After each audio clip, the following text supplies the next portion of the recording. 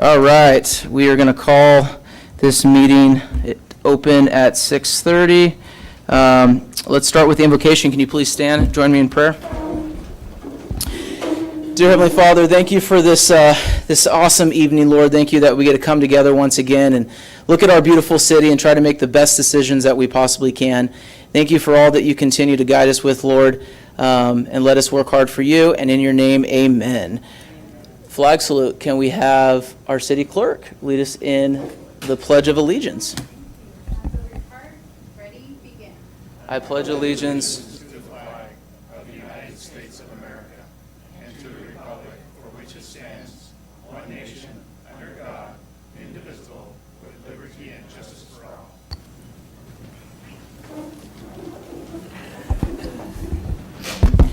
all. All right. Roll call. Madam Clerk, can you please conduct the roll call? Councilmember Castillo. Here. Councilmember Dane. Here. Mayor Pro Tem Green. Here. Councilmember Welty. Here. Mayor Smith. Here. All present. All right, moving on to closed session report. Mr. City Attorney, is there anything to report out of closed session? Thank you, Mayor. We have no items to report out of closed session at this time. Thank you so much. All right, approval of the City Council agenda. Mr. City Manager, any changes needed? No changes, sir. I need a motion and a second on this to approve the agenda. Motion to approve the agenda. Motion from Mayor Pro Tem Green. Can I get a second? Second. Second from Councilwoman Dane. I need a roll call vote, Madam Clerk. Councilmember Castillo. Aye. Councilmember Dane. Aye. Mayor Pro Tem Green. Aye. Councilmember Welty. Aye. Mayor Smith. Aye. Motion carried. Moving right along, ceremonial matters. Do we have Pastor Pete in the audience? Yes, come on up and join me. We got, you are Citizen of the Month. Woo! I love this. This is the best part. Yes. Oh, absolutely, please. Do we have a mic? Yes, sir. Thank you so much. All right, Pastor Pete, Mr. Van Dyke. You got a message prepared? You're gonna. Yeah. Come on over here. Thank you. You just made it in time, weren't you somewhere before? You just made it in time, right? You're out in the desert or something? That's right. You ran over here as quick as you could. So, well, this is something that we as a council is so excited to do, to present you with our Citizen of the Month. Pastor Pete, you've done so much for this community. I'm excited to give this to you. I want to read a little bit, some information that I have here.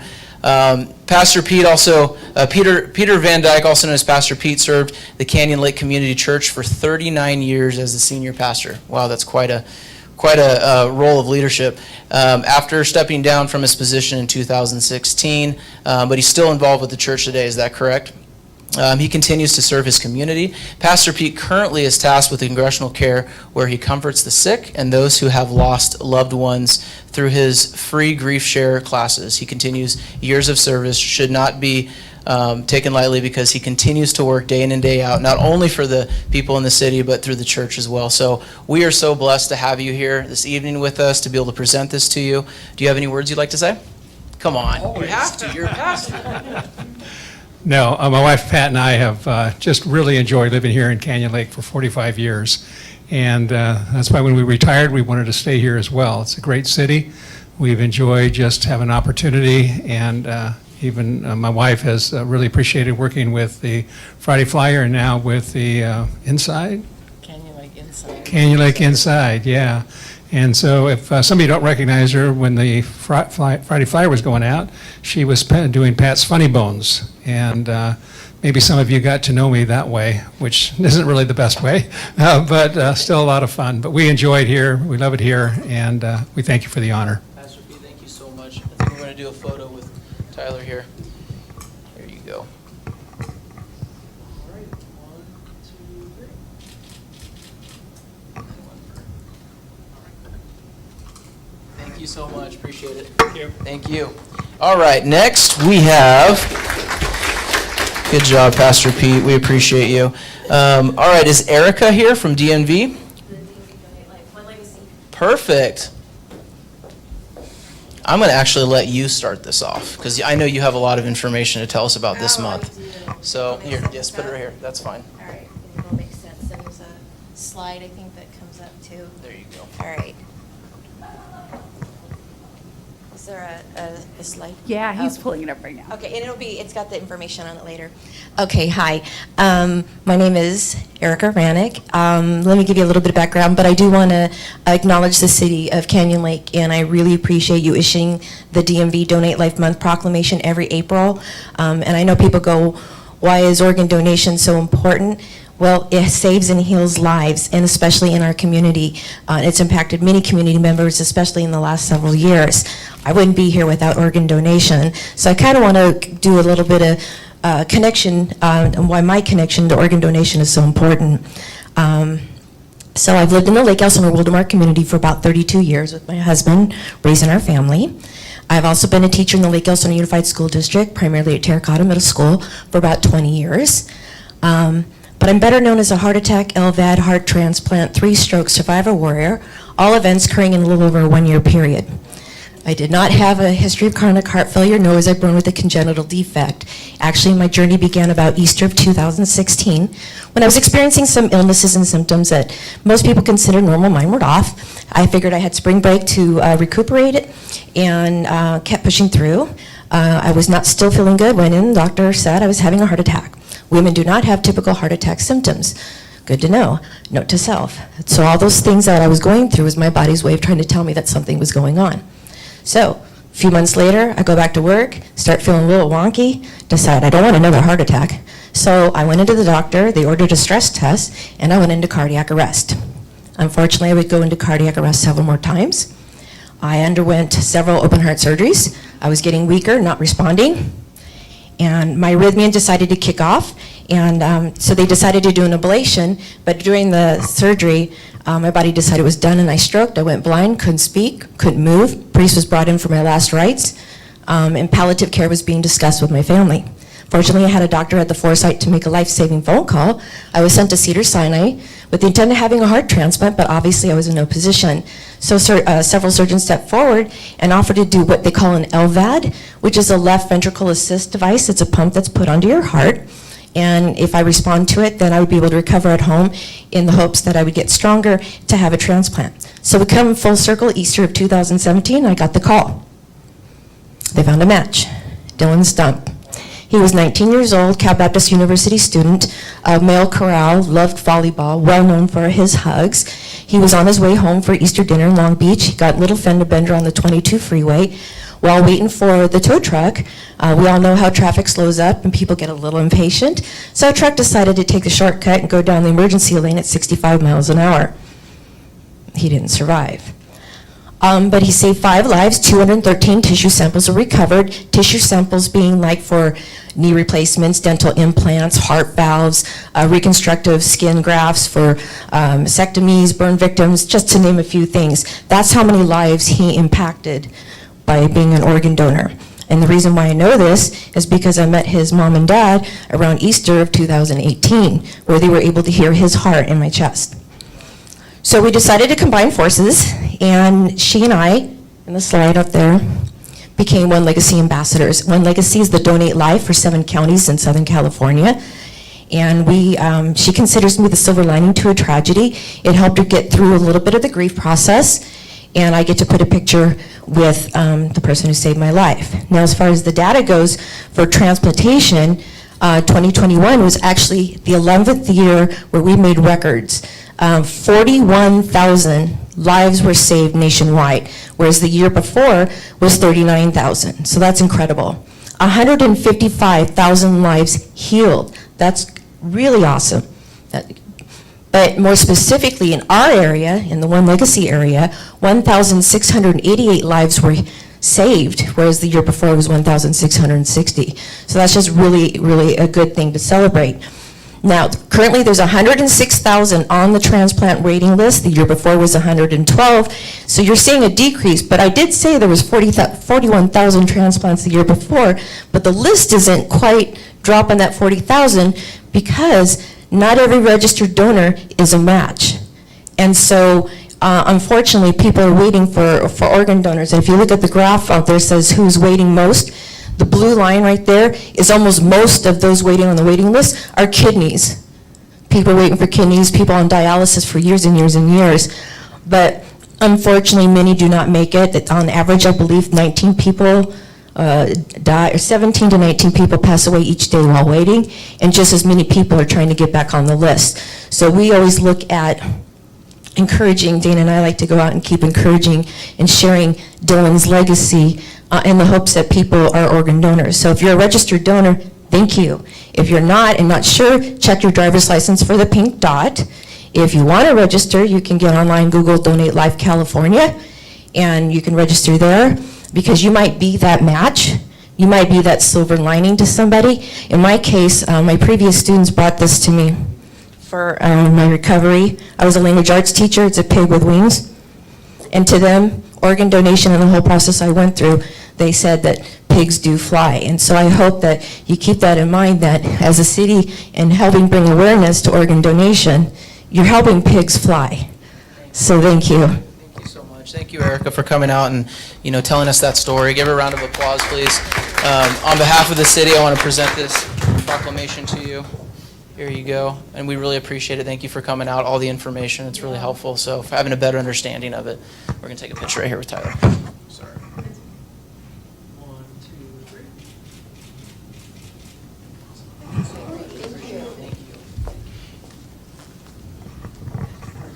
Oh, and I celebrate 5 years on the 19th. Yay!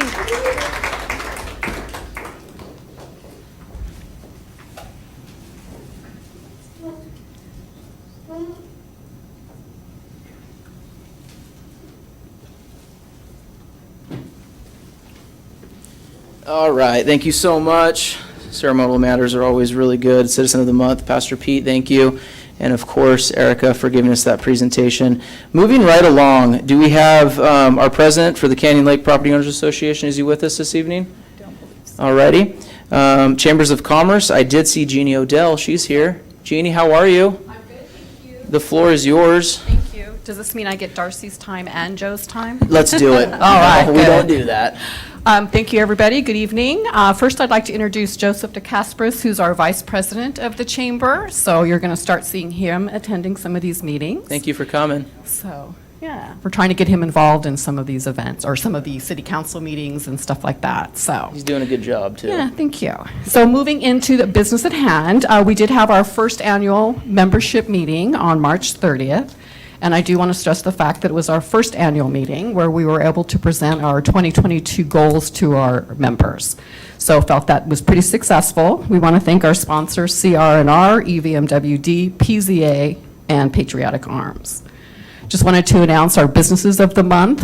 For March, PZA was our business of the month, and for April, it's going to be Champion Trophy. So that's kind of exciting. They were really helpful during our Parade of Frights events, and they've been stepping up on some other things.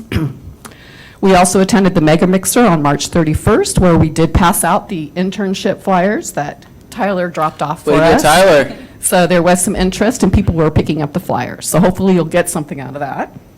So thank you for letting us pass those out. We will be hosting the Meet the Candidate for the POA Board of Directors on April 13th. The event starts at 6 p.m. It will be in the Holiday Bay Room. Our moderator is our own Mayor Smith. Our timekeeper is John Grande, who's our Secretary Treasurer of the Chamber. And we have 2 monitors that will be helping as well, Joseph, once again, Vice President, and Kelly Welty, who's our Director of Membership. So they'll be monitoring the audience for us. Perfect. I get the mic button, though, so I'm kind of happy with that. Yeah, she does. We will be hosting a speakers panel on April 19th. It will be here at 6 p.m. in council chambers. It's entitled, We're Here to Help. We're not the government. Just kidding on that last part. But I'm not. That's awesome. we will be, sorry, I keep getting close to the microphone. Our featured speakers are going to be WRCOG, which is well, you guys know who WRCOG is. They'll be speaking on the regional transportation updates. EVMWD will be presenting drought and water efficiency programs for businesses, not for residents. CR&R will be presenting understanding organics recycling, once again for the commercial people rather than the residents, or residential. SCE is also going to have literature available on programs that they have for grants to business owners, and the city is participating with an introduction to the code enforcement department. Put a friendly face on them for everybody. We will be having, am I taking up You're my good. second set of 3 minutes? You're good. We'll be having a ribbon cutting at Real Deals on April 29th at 4 p.m. We'll be doing a speed networking event in mid-May. We have a ribbon cutting for Pure Studios on May 20th. We are in the planning stages for our restaurant week, which will be the week of June 10th. I know you guys are all writing this on your calendars. We'll be introducing Business Bingo for the week of July 18th. We have a featured speaker on July 26th, which is the Riverside County District Attorney, who will be presenting on the Fair Chance Act to our business members. We want to encourage everyone to follow us on social media. That is how we get our information out. And we also want to remind everybody to check your emails for our e-newsletters. That's another way that we introduce our information to our members. So thank you very much. Jeannie, you're awesome. Any questions for Jeannie, our I s- president? I just have a comment. I just want to say that during COVID, there was a lot of chaos in the business world, and the Canyon Lake Chamber was not operating at full force. And since COVID's gone away, Jeannie's been like a force of the universe, and she has just taken and revived the chamber to a place we haven't seen for 3-4 years. So just applauds to you and your group for doing all that work. I will agree. President Odell, it's been nice working with you on the upcoming event that we have. Your professionalism's been unbelievable. So thank you for all the hard work that you're doing. Well, thank you very much. Absolutely. Once again, it's due to people like I know. Donna and Joseph. It's not just me. But So- you're in front of the mic, so. That's true. I'm just saying. Thank you very much. Have a good evening. Thank you. All right. Give her a round of applause. All right, moving right along, we're on public safety updates. We're going to start off with our sheriff, Lieutenant Rails. Thank you for joining us, and thank you for coming out to our joint meeting last week. Really appreciate it, so. You're welcome. And good evening, Mayor, and Mayor Pro Tem, City Council members, and staff. I have your public safety report covering the month of March, which is your April report. Deputies responded to or generated 395 calls for service, which is an increase of 86 calls from February. Also, during the month of March, there were 10 Part 1 crimes. You had 2 aggravated assaults. We have 4 burglaries, 3 thefts, and 1 motor vehicle theft. In addition, deputies wrote 30 traffic citations, made 3 DUI arrests, investigated 5 traffic collisions, and overall, there were 17 arrests made in the city. There were 2 domestic violence arrests, 3 DUIs, 1 arrest for drugs, 10 for outstanding warrants, and 1 for drunk in public. And that covers your stats for the month of March. Thank you, Lieutenant. Any questions? Absolutely. Question. Mayor Pro Tem? Yes. I really like your, the annual report you sent to us, and quite informative. The Sheriff's Department, this is the first time I can recall that we've had Yeah. a bound document that represents Canyon Lake. But what I found interesting is the Flock report, Yes. which is the automatic license plate reader. 1,120,160 vehicles have been read since September of '21. We're not Yes. even 1 year. Is that Canyon Lake's numbers? Yes. It's That's how many roughly- people are going up and down Railroad Railroad Canyon. Canyon. So figured out month-wise, we're pushing a lot of traffic and it's going up. Yeah. So, Yeah, it's over 100,000 a week, so Yeah. it really yeah, is a lot. but thank you It's again. a ton. Oh, you can thank Captain Aaliyah for that. He went through and made that up and did a fantastic job. If I did it, probably wouldn't be quite that professional. He will be given that in the future, so. Thank you. We appreciate it. Any other questions? Thank you. Easy. Appreciate you Thank you. coming out. All right, moving right along. Code Enforcement, Officer Ruby, you are up. Good evening, Mayor, Mayor Pro Officer. Tem, and council members. Thank you. Okay, so for the month of March, we had 3 notice of violations issued for no permits. One of those was a red tag on a property. 4 MPDS violations, none of those affected the storm drains at all, so we just issued notice violations for that. 6 citations were issued on our BLM land. No short-term rentals were found for that month, and no complaints have been received. We have a total of 356 rental registrations. 314 of those have renewed, and they're current with their 2022 business license. 42 have not renewed, and 79 have not scheduled inspections. And that is it. Any questions for Ruby? Good job. Thank you. All right, I'm gonna bring it up then. Not done yet.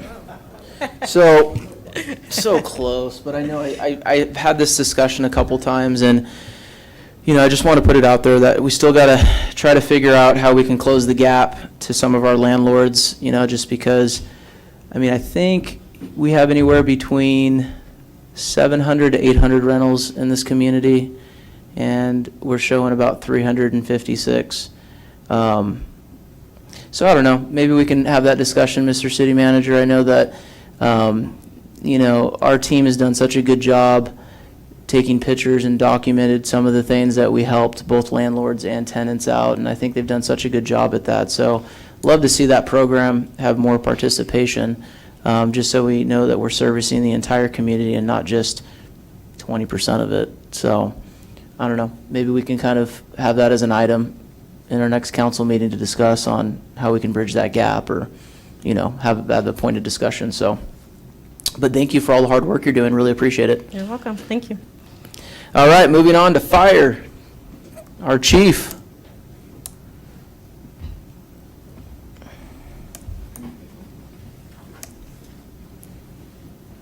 Chief Latendrous, you are up. Good evening, Mr. Mayor, Mayor Pro Tem, members of council, city staff, and distinguished guests. Jeff Latendrous, your fire chief, and I'm here to give you your monthly report for March 2022. So we've been playing around with a couple different formats, and so hopefully this format that we're presenting this evening is going to be the one that we stay with. We've had a couple different months of practicing different charts and graphs that best visualize what we're trying to portray. But for the month of March, the fire department ran 93 calls, and from the chart you can see it's the busiest month thus far. February was 81, and in January we had 85. Of those calls, the 93 calls, as expected, the vast majority, or 70 of them, are medical in nature.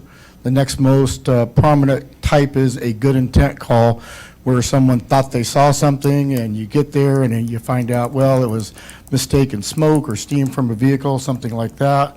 We did have 6 fires that we responded to during the month of March, and some miscellaneous other calls.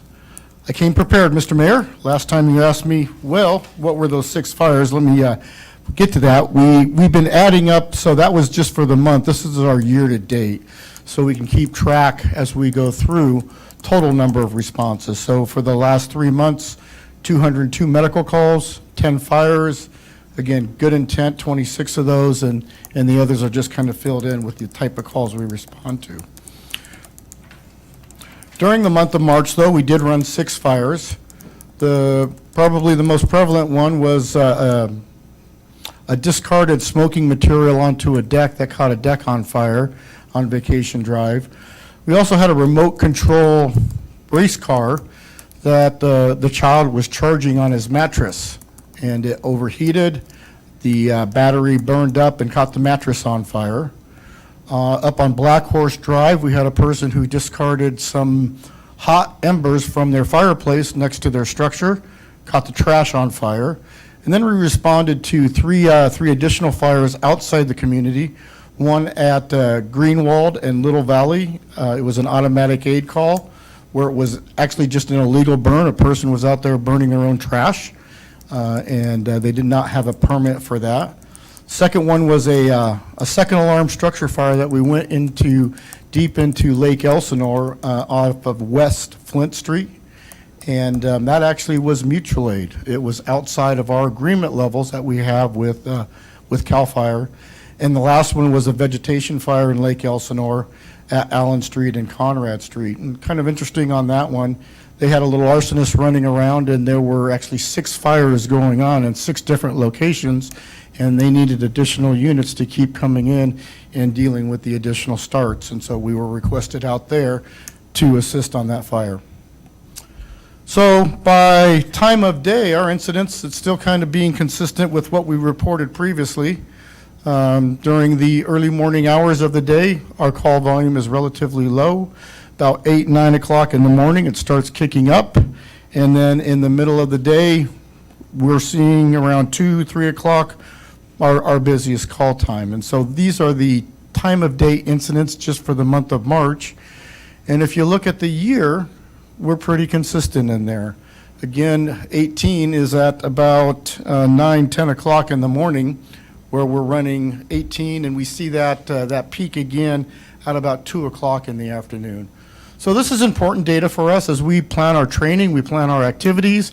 We can look at our busier time and say, well, we're more likely to get a call during this period of time than during a different period of time. So we take this information. This information has been shared with all of our firefighters, and so they're using it as they start planning out their day. This is just a different chart of showing where our calls are, what type of calls that we're going on. So again, during the month of March, we had 6 fires, 70 medical aids, and so you're going to see this consistency in the chart as we move forward, and hopefully the visual is something easy to see. All the way over to the right, you can see our total number of calls that we've had year to date, and we'll keep expanding this so that hopefully we'll be able to get the entire year, and we can look graphically at 1 year at one time on one slide. So that's our intent with this slide here. Where are our calls occurring at? Well, we're a bedroom community. The vast majority of our calls for the month of March, 63% of our medical aids occurs in a single-family residence, in a home. Ironically, I have a red box around fire station. Those are walk-up medical aids. And so people come to the fire station when they're having problems instead of dialing 911. And so we've had it happen every month thus far, which is really kind of interesting. And if I can get a plug out there, you know, over this weekend, there was a cat stuck in a tree on Canyon Lake Drive North, and people were calling into fire administration on a Sunday afternoon.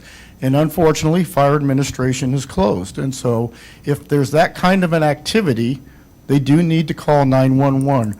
We're currently working with CAL FIRE to see if we can get a non-emergency 24-hour-a-day staff number so people can call for that kind of an event.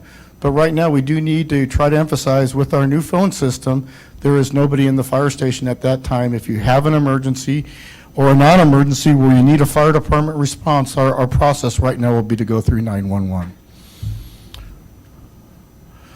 Our next chart is our average response times. And again, make the differentiation between average and fractile or 90%.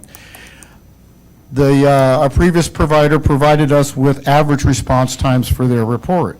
So if we look at the first chart there, our average turnout time was 1 minute 21 seconds. So if you look over the past 3 months, and that's why this is important, from an average perspective, we've been about the same over those 3 months. January was 1.33, February was 121, and March was also 121. The thing about averages is it's hard to change that average. It takes a lot of different data to make it change. Our average travel time during the month of March, our travel time for the month of March was 4 minutes 17 seconds, but the average for the 3 months is 4 minutes 3 seconds. So we're still doing pretty good in that realm. And then our average overall response time, which is our turnout time plus our travel time, for the month of March is 5 minutes 41 seconds, and our average is 5 minutes 19 seconds. Now we change it up and we look at the fractile times, and fractile times are 90% of the time we're hitting that mark. So we believe it's a higher standard. It's what we're trying to strive for each and every day. It's what our firefighters constantly hear us at the fire station when we're watching their times of getting out. So if we look at our turnout time for the month of March, it's 2 minutes 11 seconds. But what I'd like to point out, 90% of the time we've improved over the month of January and the month of February. In January, we were 229, in February, we were 222, and in March, we're 211. So we're constantly working with our personnel to emphasize getting out on the road, because really we can't control our travel time. It's where we're at and where the incident is. Our travel time for the month of March was an average fractile 5 minutes and 38 seconds. Our average overall is 5 minutes 55 seconds.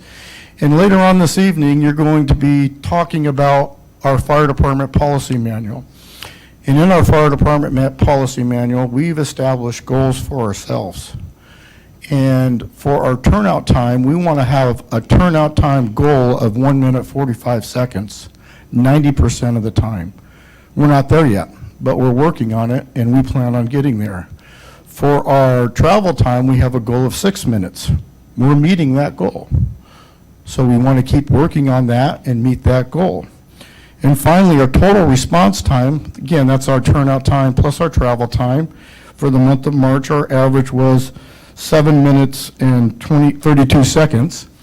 Our goal is 7 minutes 45 seconds. So again, we're meeting or below that goal for that total response time. So all of them add up, make it important, but we're still doing a pretty good job as we get out there and respond to incidents in the city.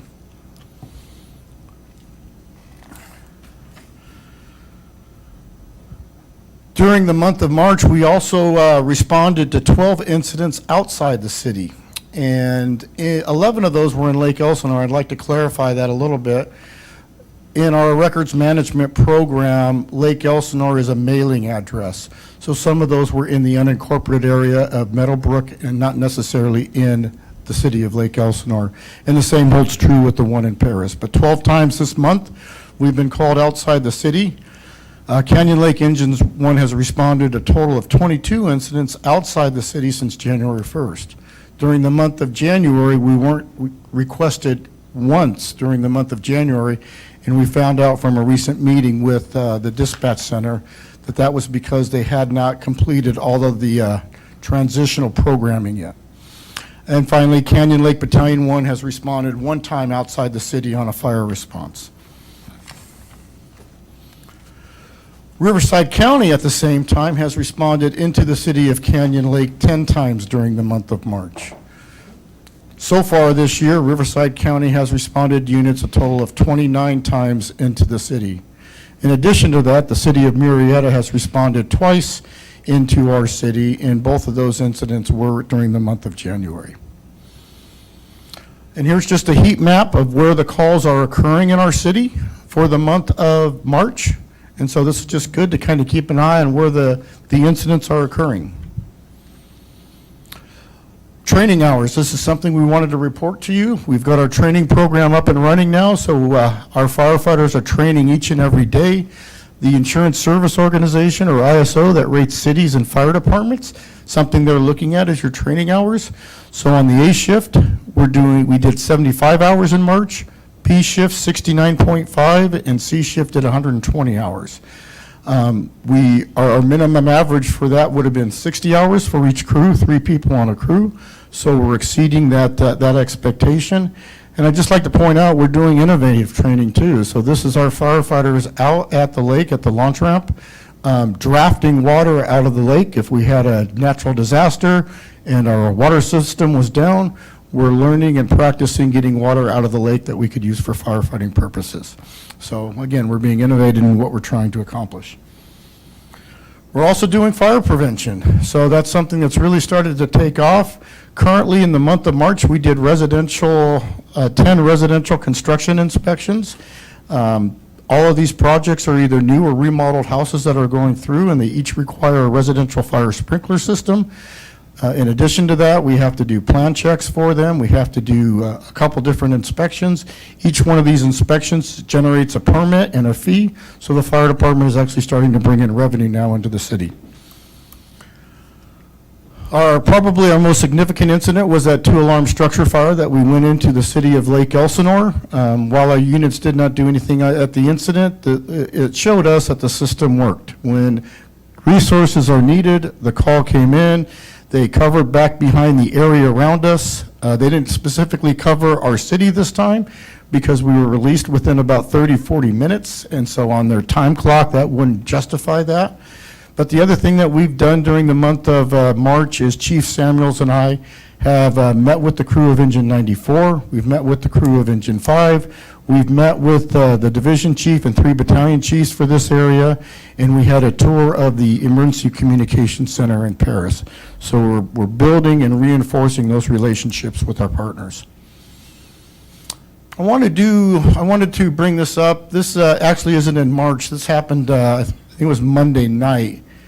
Our firefighters were dispatched to a call and were on scene for an hour and 53 minutes waiting for an ambulance. So it's an acronym they call APOD, APOD, Ambulance Patient Offloading Delays. And we thought with COVID kind of going away a little bit that this was going to start improving. But still, we're still having experiences out there where our firefighters are remaining on scene for extended period of times waiting for an ambulance. This incident took over 2 hours and 2 minutes to clear, so that's a long time for medical aid. We're still working with the county and the healthcare agency and our partner at AMR to try to keep this from occurring on a regular basis. I do have the unfortunate responsibility of reporting that one of our command vehicles was involved in a traffic accident. The chief officer, Chief Samuels, was responding to the structure fire on Vacation Drive. He was crossing the intersection on Railroad Canyon Road, had almost cleared the intersection where he struck another vehicle. The accident is currently under investigation with the Riverside Sheriff's Department. It's encouraging to note that there were no injuries. The vehicle is still drivable, so it was a minor accident.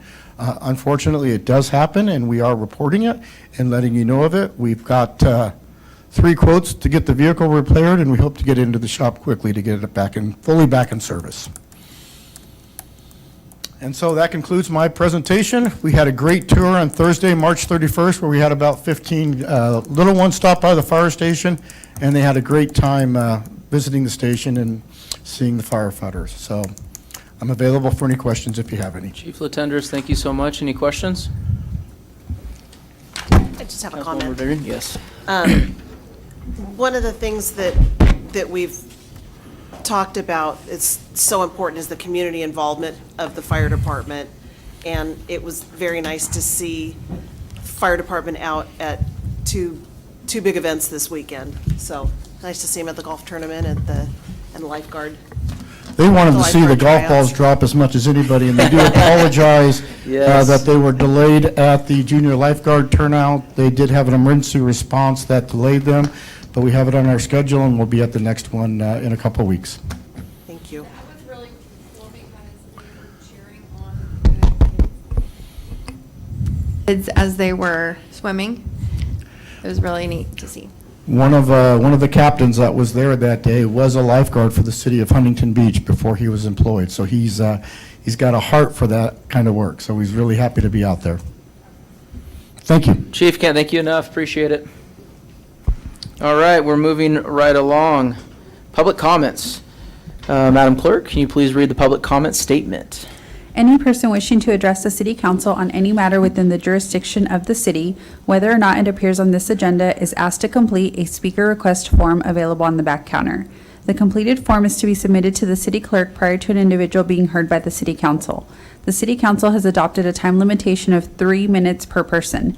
If you're commenting on an agenda item, your comments will be heard at the time that particular item is scheduled on the agenda.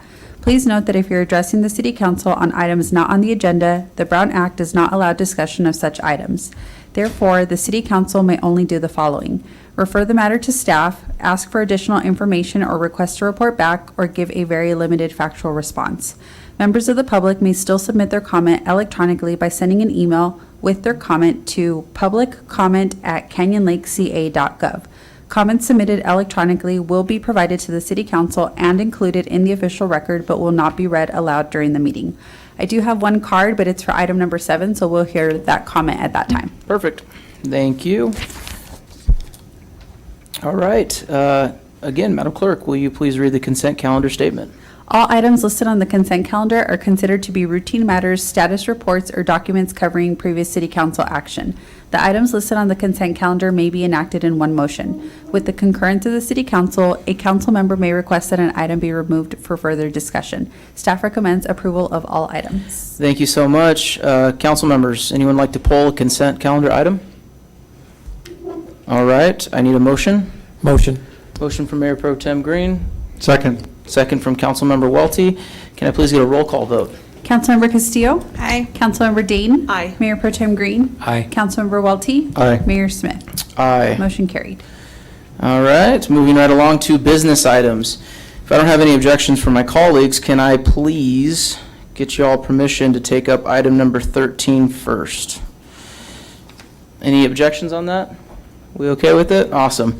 Item 13, this is resolution, the adoption of 2022-20. This is the reestablishing of the city council committees, committee function. So I'm putting this up top because we just had our joint city council POA water board meeting, and phenomenal opportunity for us to have some really good discussion between both the POA and the city, and of course, EVMWD. But the big highlight for this particular item is the conversation of security and looking at the partnership between the city and the POA on dealing with what we believe is the number one issue in the community, which is security. So before we go into a discussion on when we want to meet with the POA, I want to go back to when we started this committee and we looked at the purpose and what we're doing with this particular committee moving forward.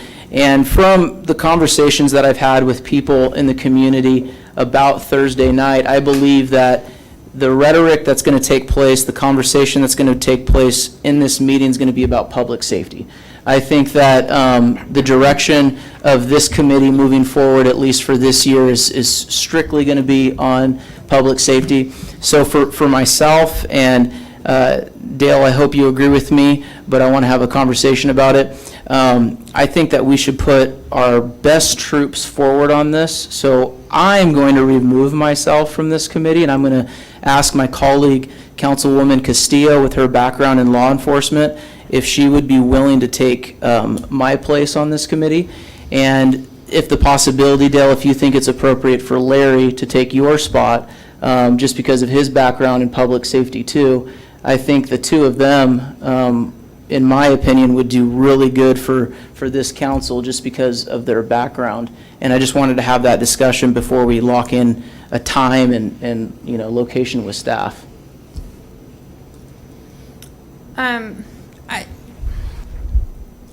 Absolutely. I believe that when we first talked about having this ad hoc committee, that it was kind of with the direction of economic planning. Mm-hmm. If that was the case, I would definitely defer to Dale, because I know that's where his heart is.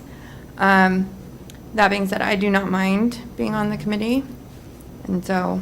Let me rephrase, because I think this committee is going to be a working committee. So I don't believe that security or public safety is going to be the only thing discussed, but for this year, I do think it is.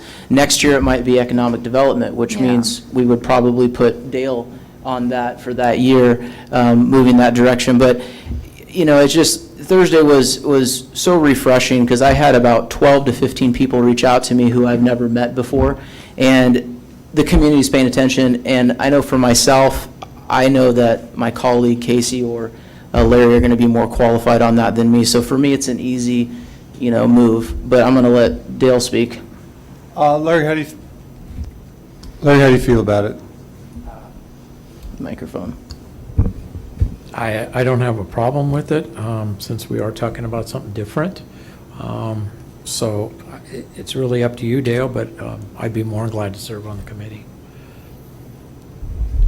I'm kind of torn in two on this. I think public safety is going to be the core. Then we have our background in law enforcement and fire, so maybe that is appropriate. Okay. So I'm good. Okay, I've got no problem. Casey, okay? Sure. All right. So with that, note to staff that I'm going to just because Larry's currently the mayor pro tem, I'll have him, chair, if you're okay with that. Casey, you're okay? That's fine. Okay. And then, let's talk a little bit, the purpose of this resolution is to talk a little bit about time and what makes sense. So I know that our city clerk kind of threw a couple dates at me, but that was when I was going to serve on it. So now that I'm out of the equation, I think the two of you should probably work on some dates that'll make sense that the city clerk can go ahead and pass on to the POA on a good time to meet once a month.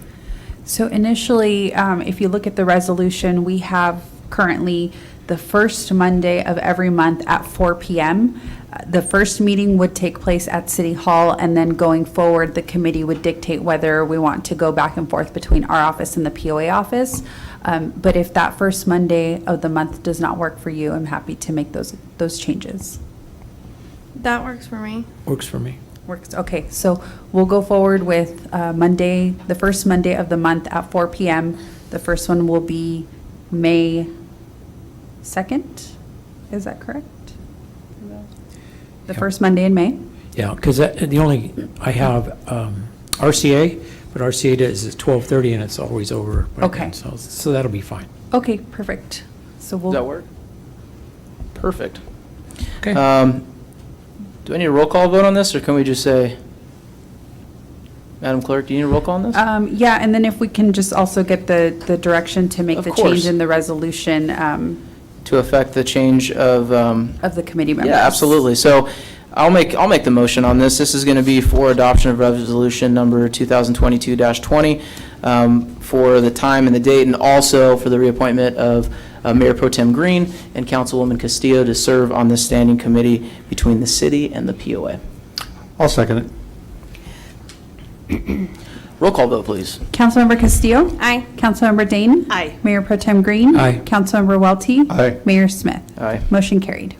Just one, just housekeeping matter. Will then this come up in December when we do committees again? It will, yes. This will be a standing committee of the city, so you'll see it on the roster, and this will be agendized. We'll have minutes, we'll have all that going out, so, yes. I'll throw this out there because we did this before. Alternate, do we just want to, you send an email, whoever can make it sort of thing? Mr. Mayor, I don't believe we can have an alternate on a standing committee because you could end up with a Brown 3 Act plus, yeah, violation. I got it, okay. Thank you. All right, moving right along. We are now on business item number 6. This is an ordinance, adoption of urgency ordinance number 219, an urgency ordinance for the city of Canyon Lake, California, adoption of the interim measure imposing a moratorium on the use, construction, establishment of operations of, structure upon water within the city of Canyon Lake. Mr. City Manager, this one is yours. Okay, thank you, Mr. Mayor. I'm going to have our city attorney make most of the presentation on this item. A topic that has been discussed at the city for some time now has been the issue of the inspection and permitting of docks. It's something that the city has not engaged in historically, but it's something that no one has been doing. And as docks have been getting bigger and more elaborate and have been involving things like electricity, there have been discussions between the city and the POA and EVMWD that really somebody ought to be reviewing plans, issuing permits, and doing inspections of docks. This issue became more urgent recently with an application that has been going through the POA's process of a double-decker dock with a large kind of a platform for hanging out on the top floor. And so we've had a number of conversations in the past few weeks with the POA and with EVMWD about I think all parties are in agreement that someone needs to be reviewing and permitting and inspecting docks. I think all parties are of the opinion that really the city is the only one of those entities that's set up to do it.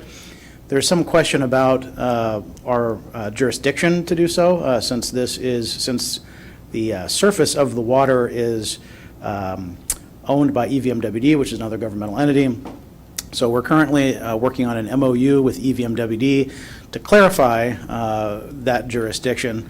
And then we've been working with the POA on talking about how we should handle other aspects of docks that go beyond just kind of state building code. Should we bring an ordinance that adds to our planning codes that would regulate other aspects of docks, size, uses, things like that.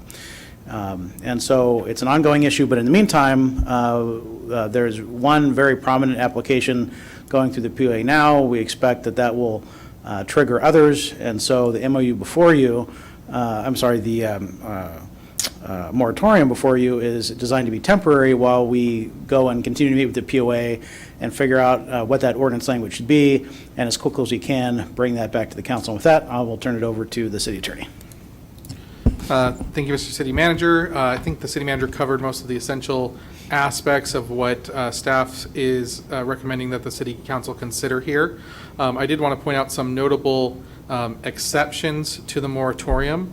So first, any structure that is used and constructed by EVMWD for their actual water purposes is exempt.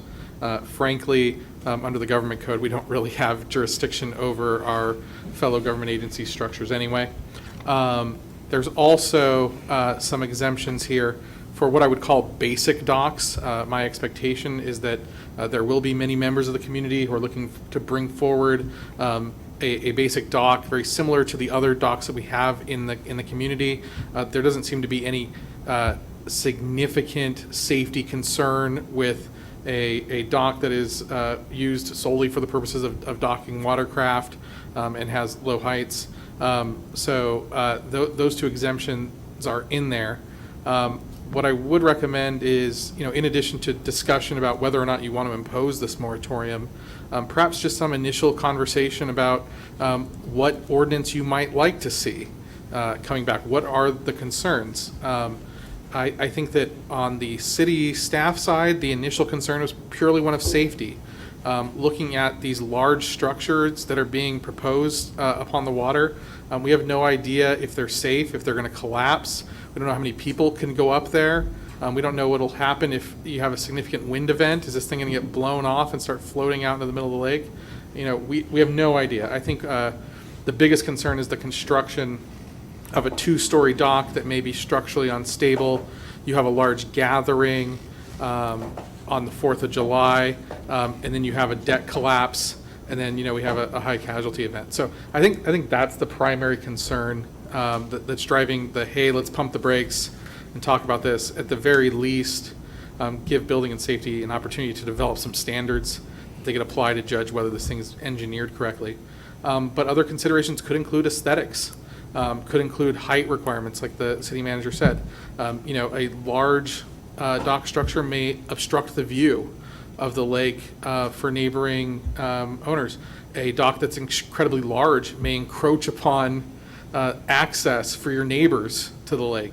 So there's a lot of concerns beyond just the safety of the structure that it would be helpful if the city council discussed and kind of gave us an indication of where we should be studying as well. There was a couple conversations that we've had with EVMWD, and before we start discussing this particular item, they also clearly had some concerns, but also they would not allow certain docks to be built just because of the pure structure that it would detail, whether it's going into the ground and doing pillars. So I think that's the starting point too, because we already have that as a block, I guess you could say, but Chris, you would probably know more.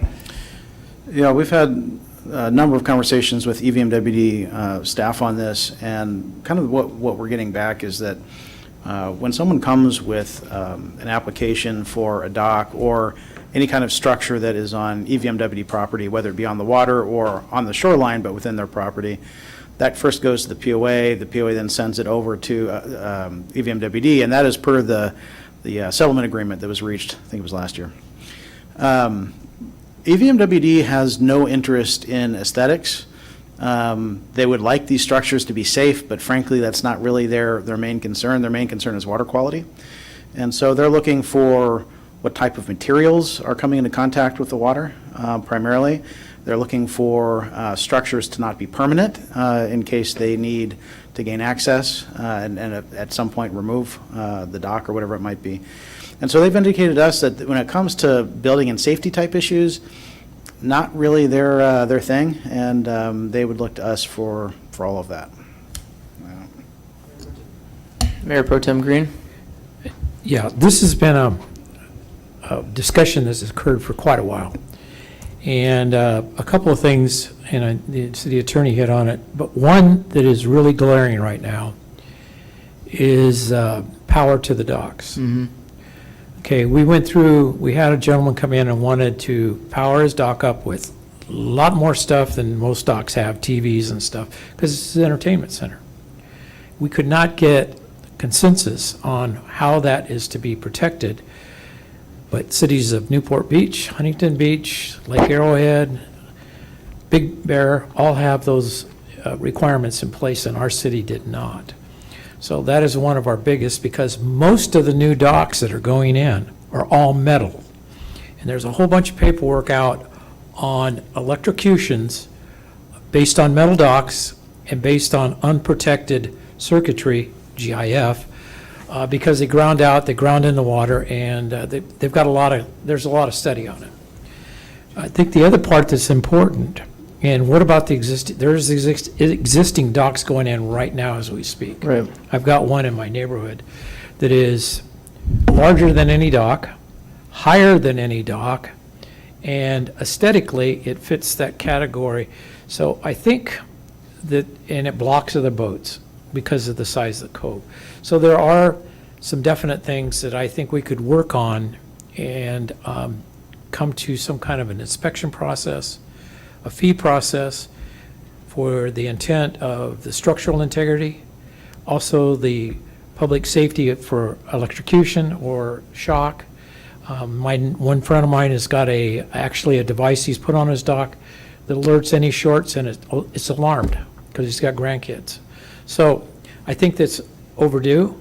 How long would the moratorium take place? Because I know that this is the time of the year that a lot of people are gearing up for new docks.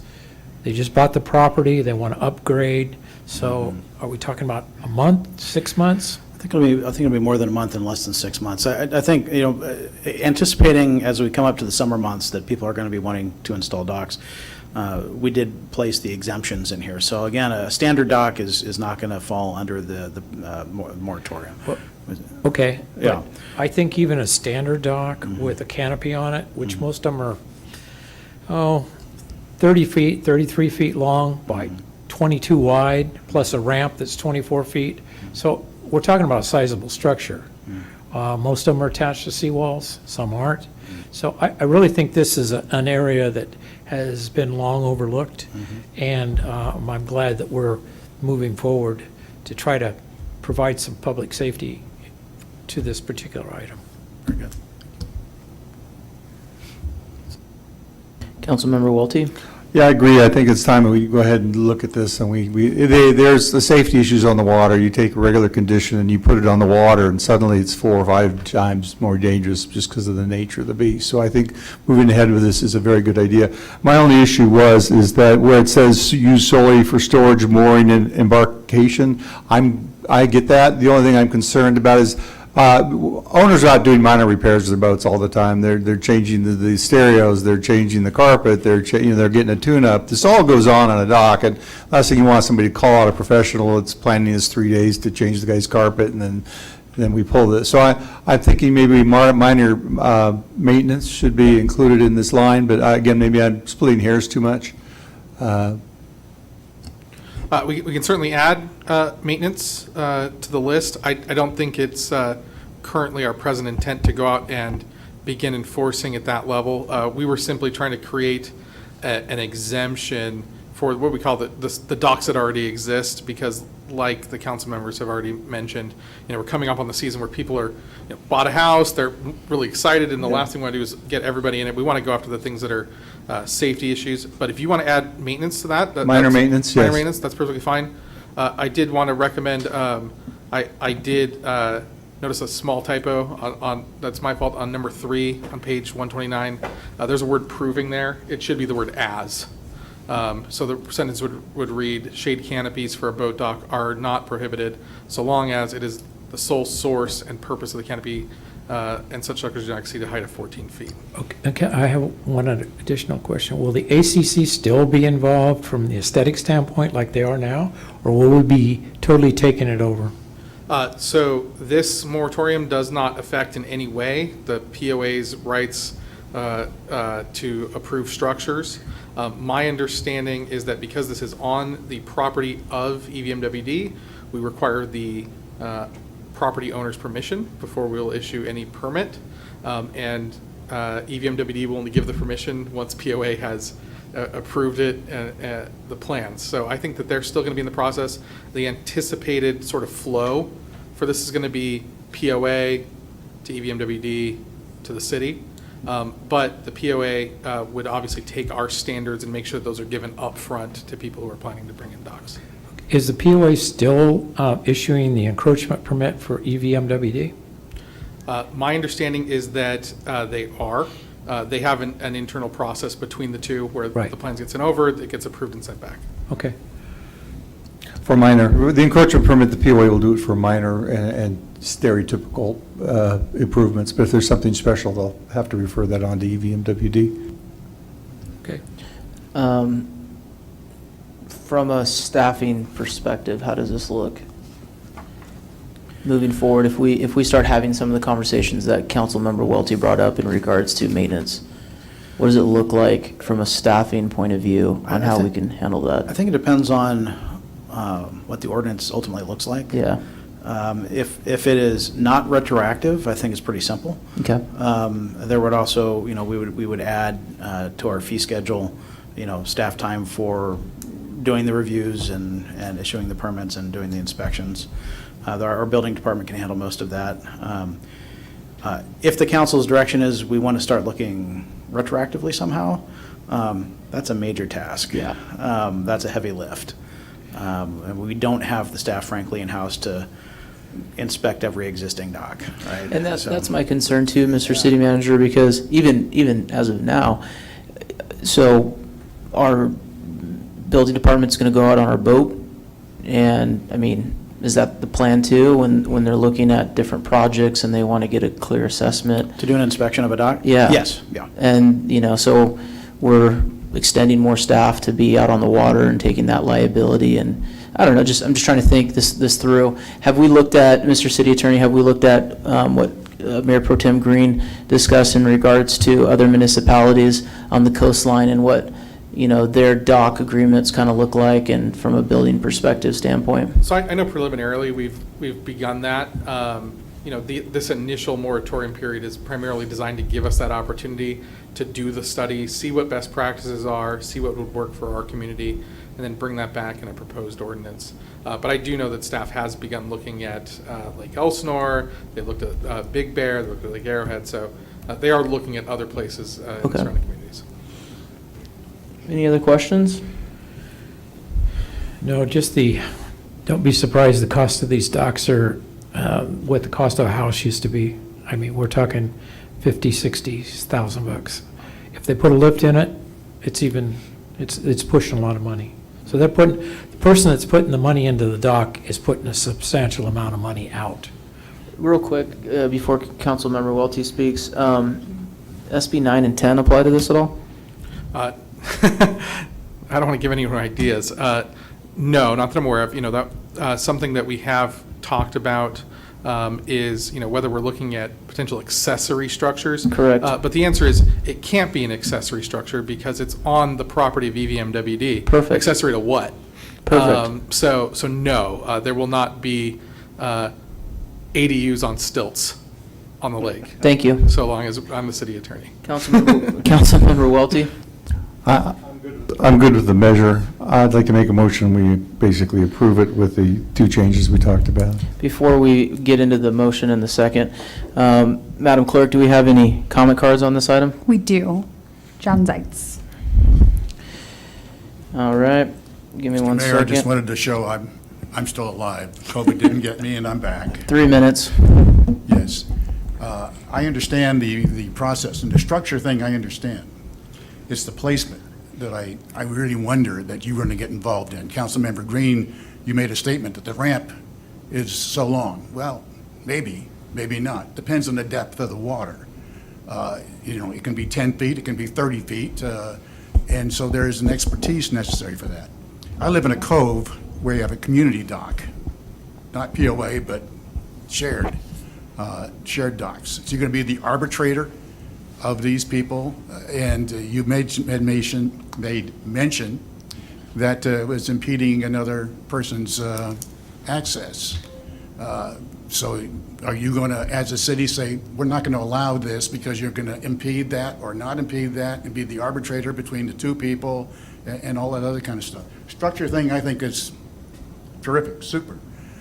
But you can, when you get neighbors involved and people in a cove, you really get into problems. All right, we got a motion on the floor. I need a second. Second. Perfect. I need a roll call vote on this. Again, this is for adoption of urgency ordinance number 219, Madam Clerk. Thank you. Councilmember Castillo? Aye. Councilmember Dane? Aye. Mayor Pro Tem Green? Aye. Councilmember Welty? Aye. Mayor Smith? Aye. Motion carried to adopt urgency ordinance number 219, an ordinance of the City Council of the City of Canyon Lake, California, adopting an interim measure imposing a moratorium on the use, construction, establishment, or operation of structures upon water within the City of Canyon Lake. You needed a 4-5, you got a 5-0. All right. Let's see here. Number 7. We are on receive and file. This is a local road safety plan. That's right. I remember when we did this. LRSP. Mr. City Manager, this one is yours. Thank you, Mr. Mayor. Yes, we're excited to bring this. This is a receive and file. We're presenting the final local road safety plan to the council this evening.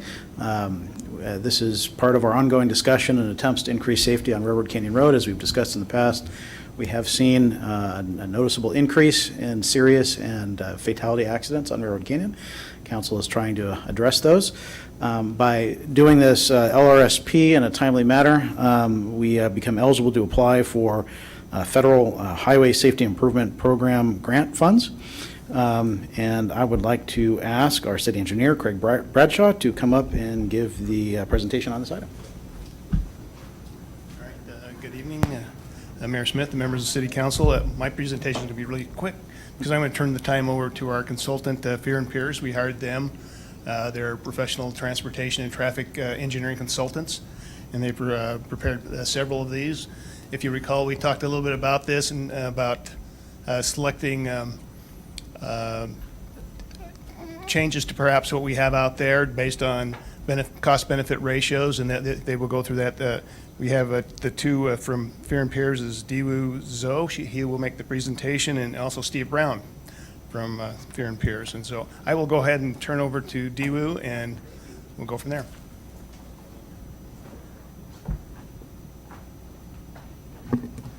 Good evening, council members. It's my pleasure to present the findings of our local road safety plan. Next slide, please. A local road safety plan proactively identifies and values safety concerns and identify treatments that can be implemented through road design changes, education, and enforcement. And as Craig mentioned, the LRSP will assist the city when it applies for future safety-related funding, such as the HSIP grant. Next slide, please. There's an evolving framework for safety. Each day, people are killed and seriously injured on our roads, and crashes can irreversibly change the course of human lives, touching victims, their families, and loved ones, and society as a whole. The Safe Systems approach recognizes that humans make mistakes, and we have the goal of eliminating fatal and severe injuries for all road users by reducing the severity of collisions, not by preventing all collisions. The Safe Systems acknowledges the vulnerability of the human body in terms of the amount of kinetic energy a body can withstand. And when you're designing and operating a transportation network, the goal is to minimize serious consequences to crashes. Next slide, please. The graphic as shown is a contextual map of the Railroad Canyon Road corridor.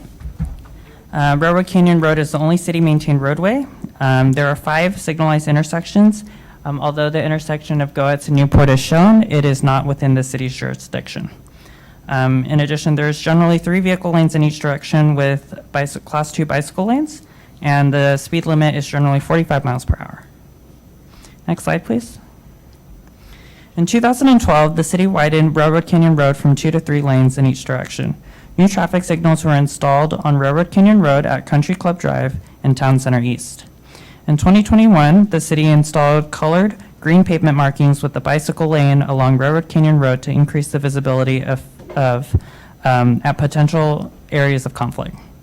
In addition, multi-agency high-visibility enforcement operations were recently conducted on the corridor through the partnership amongst the police departments of Menifee, Hemet, Murrieta, and CHP. The goal is to create a traffic safety awareness amongst the motorists and residents in the region. So the collision diagram shown is all collisions from 2015 to 2021. There were around 80 collisions total, and we identified 2 hotspots, Railroad Canyon Road and Canyon Lake Drive, which is the main intersection, and Railroad Canyon Road near Sorrel Lane. You can see those are indicated by the larger circular rings. Just for legend purposes, the orange circle represents a killed or severe injury collision, and those are the most fatal. Next slide, please. These are the trends that we saw. People walking are more likely to be killed or severely injured. Although pedestrians are involved in 4% of all collisions, they're disproportionately involved in 22% of all killed or severe injury collisions. The next one is most collisions and all but one fatal severe collision occurred during the evening or overnight. Railroad Canyon Road runs east to west, and the angle of sunlight in the early morning and late afternoon can create a strong glare that may contribute to collisions. Currently, there are decorative street lamps on all the signalized intersections. However, the city is planning to replace the light bulbs on the existing streetlights and install streetlights along the entire corridor to improve nighttime visibility. Rear-end collisions are the most common collision type. Traffic signals along Railroad Canyon Road and Canyon Lake are uncoordinated, contributing to long vehicle queues and frequent stops along the corridor. Unsafe speed was listed as the primary collision factor for 67% of rear-end collisions and is oftentimes a secondary collision factor when not listed as the primary collision factor. That brings me to unsafe speed. It is the most common primary collision factor overall. This violation category broadly covers people driving at a speed greater than what is reasonable or prudent, which means that they're not necessarily speeding, but they're driving at an unsafe speed that endangers others. The last trend that we noticed was head-on collisions. They're the most common and most deadly killed or severe injury collision type, accounting for 22% of all KSI collisions and 50% of fatalities. Head-on collisions occur when vehicles drive over the center median and into opposing traffic. The speed differential between the opposing traffic is often significant and is likely to result in a fatality. The primary collision factor for both head-on collisions that were found in the city was driving under the influence. Next slide, please. This is a diagram showing the treatments that we recommend at the intersection of Railroad Canyon Road and Canyon Drive South. You'll notice that there are some called out on the diagram itself because they're location specific. The ones on the bottom can be implemented corridor-wide. The goal of the safety study is to be proactive rather than reactive to safety collisions and using collision trends to identify improvements that can be made across the city. Next slide. This same diagram, same type of diagram for the other location, Railroad Canyon Road near Sorrel Lane.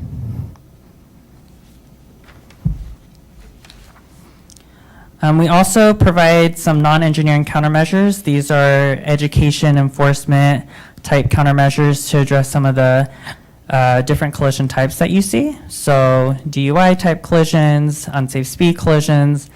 We also include some resources that are available by the state and regional offices that the city can use and implement. The purpose of the study is to prepare and submit a successful HIP application. Safety projects can be funded through a wide variety of additional sources at the regional, state, and federal level. And so we do list a bunch of funding sources. The primary one is HIP funding.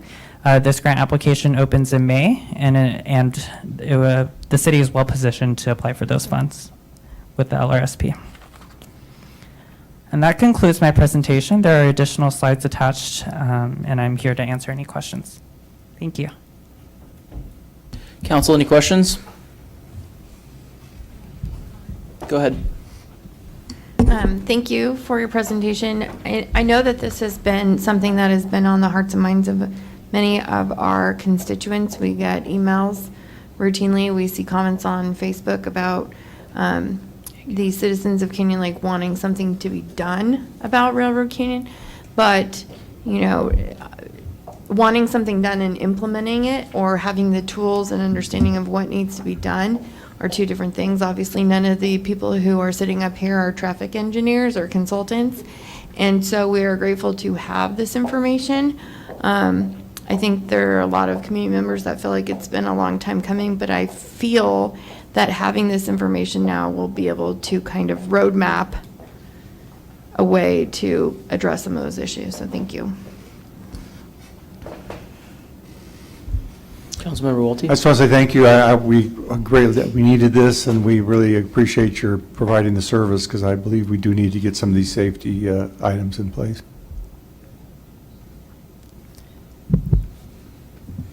Any other comments? Nothing? All right, thank you. Appreciate the you. presentation. Good job. Do we have any public comments on this? We do. John Zeitz? Alrighty. Mr. Zeitz, you are up. Thank you, Mr. Mayor. According to what I read in the report, page 155 has a countermeasure toolbox. There is only one that is 5-star and has long-term effectiveness. That is speed limit modification. I have passed out a report that shows the traffic tickets by the Canyon Lake Police Department over the last 12 years. Prior to the road widening, there were 5,405 citations on an average of 480 per year. After the widening, there are only 156 citations, or an average of 22 per year, or 2 per month. This is for all vehicle code violations, which includes registration. Why would the amount drop so dramatically? Railroad Canyon Road is designated as a speed trap according to the Vehicle Code Section 4502. A speed trap code says that if the prima facie speed limit is not justified by an engineering and traffic survey conducted with one of the following time periods prior to the date of the alleged violation, and enforcement of the speed limit involves the use of radar or any other electric device that measures the speed of moving objects, including but not limited to changes in adjoining property, land use, roadway width, which we did, we changed the width, or traffic volume in 10 years. In an engineering and traffic survey, if an engineering traffic survey was conducted more than 7 years prior to the date of the alleged violation, and a registered engineer evaluates the section of the highway and determines that no significant changes in the highway or traffic conditions have occurred, including but not limited to changes in the adjoining property or land, road width, or traffic volume in 10 years. I have asked the city for the last engineering and traffic safety report, and I was told there is none to be found. The city has not had one, period. Railroad Canyon Road was widened by $9 million of the county's TIF money by WRCOG. I note that 155, it appears to be a recommendation for an engineering and traffic study. I also noted that there was not a mention of the number of golf carts crossing the road at all times of the day, that some of the carts have children not in baby carriers or even seatbelts. I would like Mr. Consultant Emu to comment on the fact that after this city to comment on the fact that after this, the city still cannot cite for speeding if radar is used. I was told by different council members that speed and traffic enforcement is not important. We would rather have the police be doing other things inside the gates. I would hope that the police would make sure that there are no citations with radar. Thank you, Mr. Zeitz. Or they're pulled over by the police department. Thank you, Mr. Zeitz. Appreciate it. Appreciate your comments. All right, I believe this is a receive and file. Would you still like a roll call vote on this? Yes. I need a motion and a second to do so. Unless the city manager or city attorney would like to add to this business item. No, sir. All right, then Motion. I need a motion. Got it. Thank you. Need a second? Second. Perfect. Roll call vote, please. Councilmember Castillo? Councilmember Dane? Aye. Mayor Pro Tem Green? Aye. Councilmember Welty? Aye. Mayor Smith? Aye. Motion carried. All right. Terry, you're on deck, my friend. This is for business item number 8. This is also a receive and file. Review of fiscal year 2020 to 2021. This is our audited financial statements. Good evening, Your Honorable Mayor, Member City Council, City Staff. What you have before you is our annual audit. Attached, you will find a copy of Canyon Lake's annual financial report and associated letters issued by Lansall Longhart, which is our auditors. They're based out of Brea, California. The report expresses an unmodified opinion, which is the highest level of assurance we can give. Should I wait for Larry to come back or keep going? Yeah, you keep going. All right. I'm sure the speakers work in the bathroom. In early December, Lansall Longhart came out and, well, they did it remotely this year because of COVID. As a result of that effort, along with the unmodified opinion in the audit report, they issued 2 letters as covered in the attached internal control letter. LSL found that the city has no internal control deficiencies and no compliance issues. At the end of the year, the general fund balance at June 30th was $5,922,000, of which $726,000 was non-spendable, $75,000 was assigned, and $5.1 million was unassigned and available to fund the current year's budget. Total general fund revenues were a little over $7 million, and expenditures were $6,176,000. Other financing sources were the proceeds from the debt. Those were the 2 leases that we got for the fire trucks. It gets recorded as a revenue, leaving the general fund with an increase in fund balance last year of $1.86 million. And that's on a $7 million budget, so that is quite an increase. So if you turn into page number 220, that is the balance sheet. And the main operating fund of the city is the general fund. And you can see a little bit over $7 million worth of assets and then just a little bit over $1 million in liabilities, leaving us with about a 7-to-1 current ratio, which is good. That non-spendable, the 726, is that prepaid item up there, which is the fire truck. So we can't spend it twice. And you can see the unassigned is $5.1 million. And then if you turn to page number 222. Your 3 minutes are up. Sorry. The chief said I get as much time as he did, so.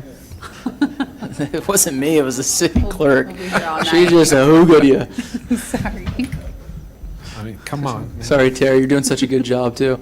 Well, this is really good news. So It is, it's yeah. phenomenal news. That's why I don't Yeah, understand the yeah. hooga. Yeah. So you can see total revenues, $7 million, total expenditure, $6.1 million. And from operations is at $879. I think we had predicted $149,000 with the budget. And so very, very good year. The proceeds is the debt. So you can see we increased $1.86 million on that. And so very, very good year. And then if you look, only other page you might be interested in is page number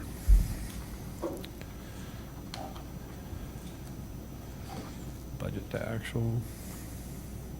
I think I would know these statements after 22 years of preparing them. Oh, you took my speech away.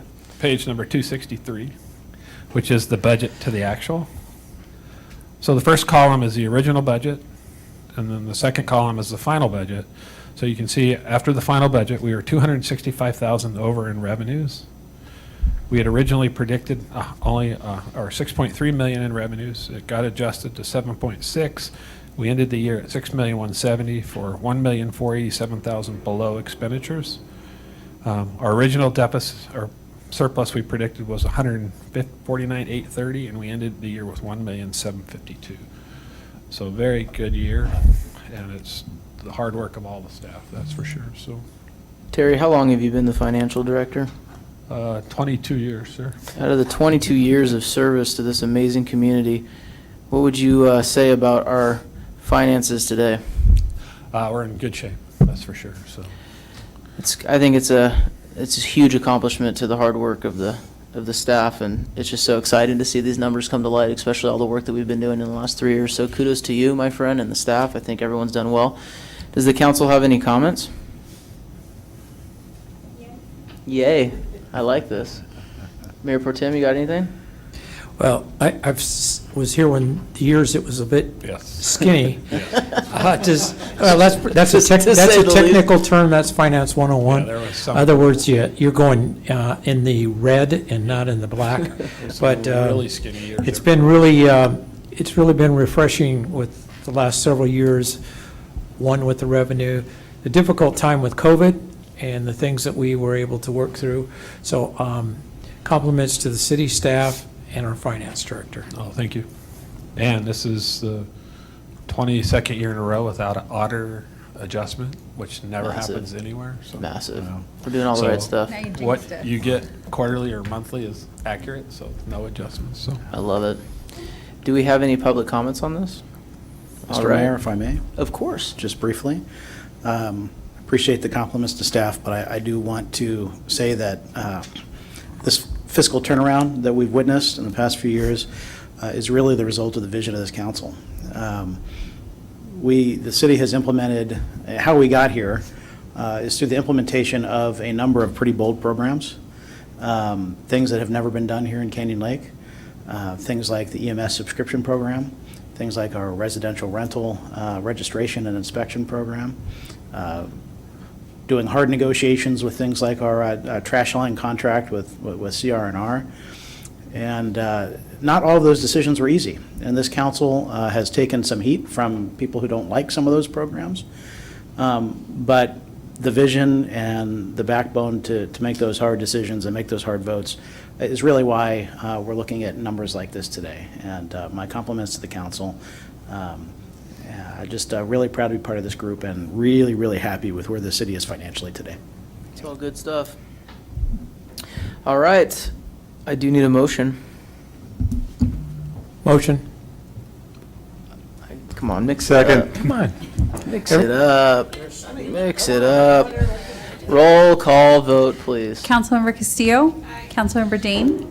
Aye. Mayor Pro Tem Green. Aye. Councilmember Welty. Aye. Mayor Smith. Aye. Motion carried.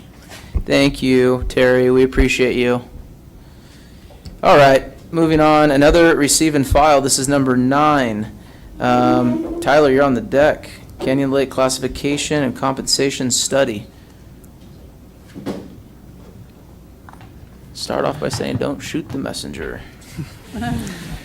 Thank you, Mr. Mayor, members of the council. It is a pleasure to be introducing this item today. With the adoption of Resolution 21-20 at the April 7th, 2021 City Council meeting, the city established a new policy, a new employee handbook and personnel policy manual, and that called for a comprehensive compensation study to be conducted to ensure that the city's jobs are paid equitably against the labor market. And this survey is to include labor market comparisons to other cities for each position. As part of this survey, we also conducted a classification study to ensure that any of the classifications here in the city are not out of date in a dramatic fashion or in a fashion that is out of sync with any of the other municipalities in the region. Performing this type of analysis is standard practice in local government and has become increasingly important for Canyon Lake as we've begun to take on a lot of the services in-house, such as our building department, our fire department, as well as the increased responsibilities for code enforcement, in addition to the implementation of the EMS subscription program, military banner program, and residential rental program. On January 12th, 2022, following a bidding process, the City Council awarded a professional services agreement to Transformance Consulting to prepare this classification and compensation study. Tonight, I have Lena Rye with us here. She'll be doing the presentation on behalf of Transformance Consulting and going over the results of their study, both for the classification and compensation portion of it. So I will let Lena take it over from here. Thank you, Tyler. Lena, the floor is yours. Thank you for this opportunity. We had a great deal of work in conducting this study, and I wanted to thank Chris and Tyler for helping us and being a part of the team.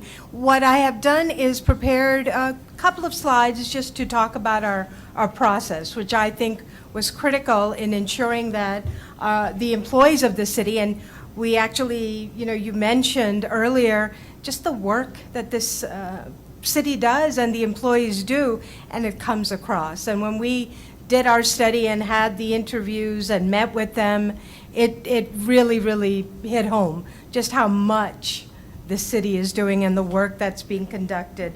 So I wanted to just briefly talk a little bit about our process. My name, of course, Lena Rye. We did have another person in this project, Bill Ewing, who is going to be part of the implementation of the salary tables and surveys and all that, who will be joining us a little bit later, not tonight, but later on in this project. So let me move forward. We did have several steps in our process that I think were critical.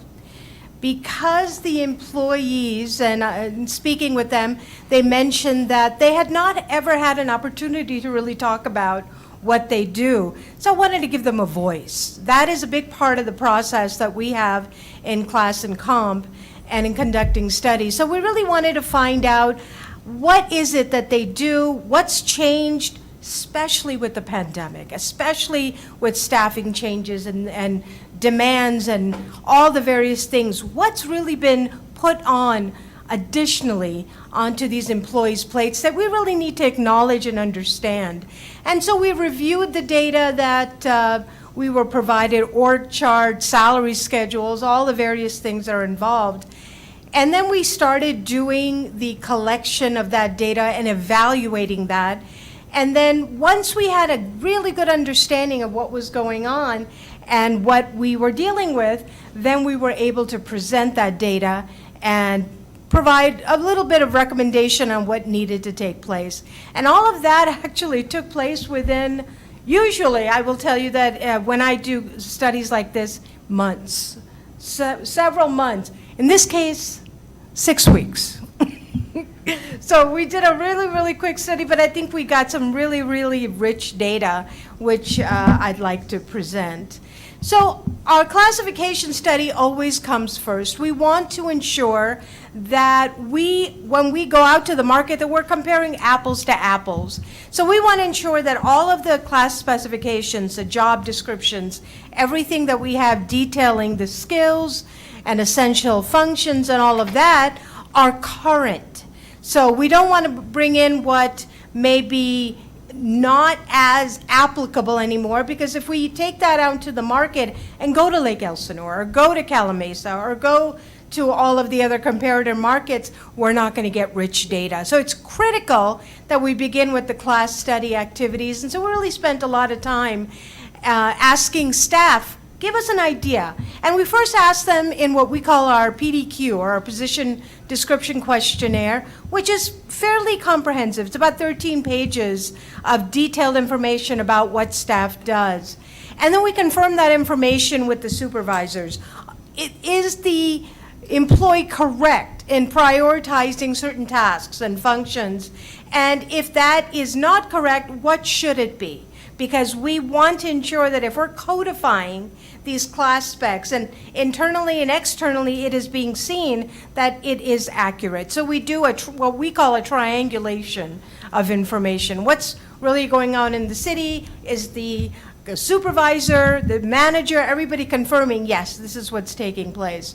And then we go after that into the classification interviews, and those were done on site, actually. We came to Canyon Lake, and we actually did some phone interviews as well, where we spoke a little bit about, well, you said this in your position description questionnaire. Let's talk about it a little. Why is this a priority for you? And why is it a priority for Canyon Lake? Why is this essential function leading into the mission, vision, goals of the city? And do we need to clarify this more? Do we need to quantify it, whatever the situation is? The PDQ gives us one picture, but really the classification interviews really, really help us understand what is happening in that position and in that role and with that incumbent.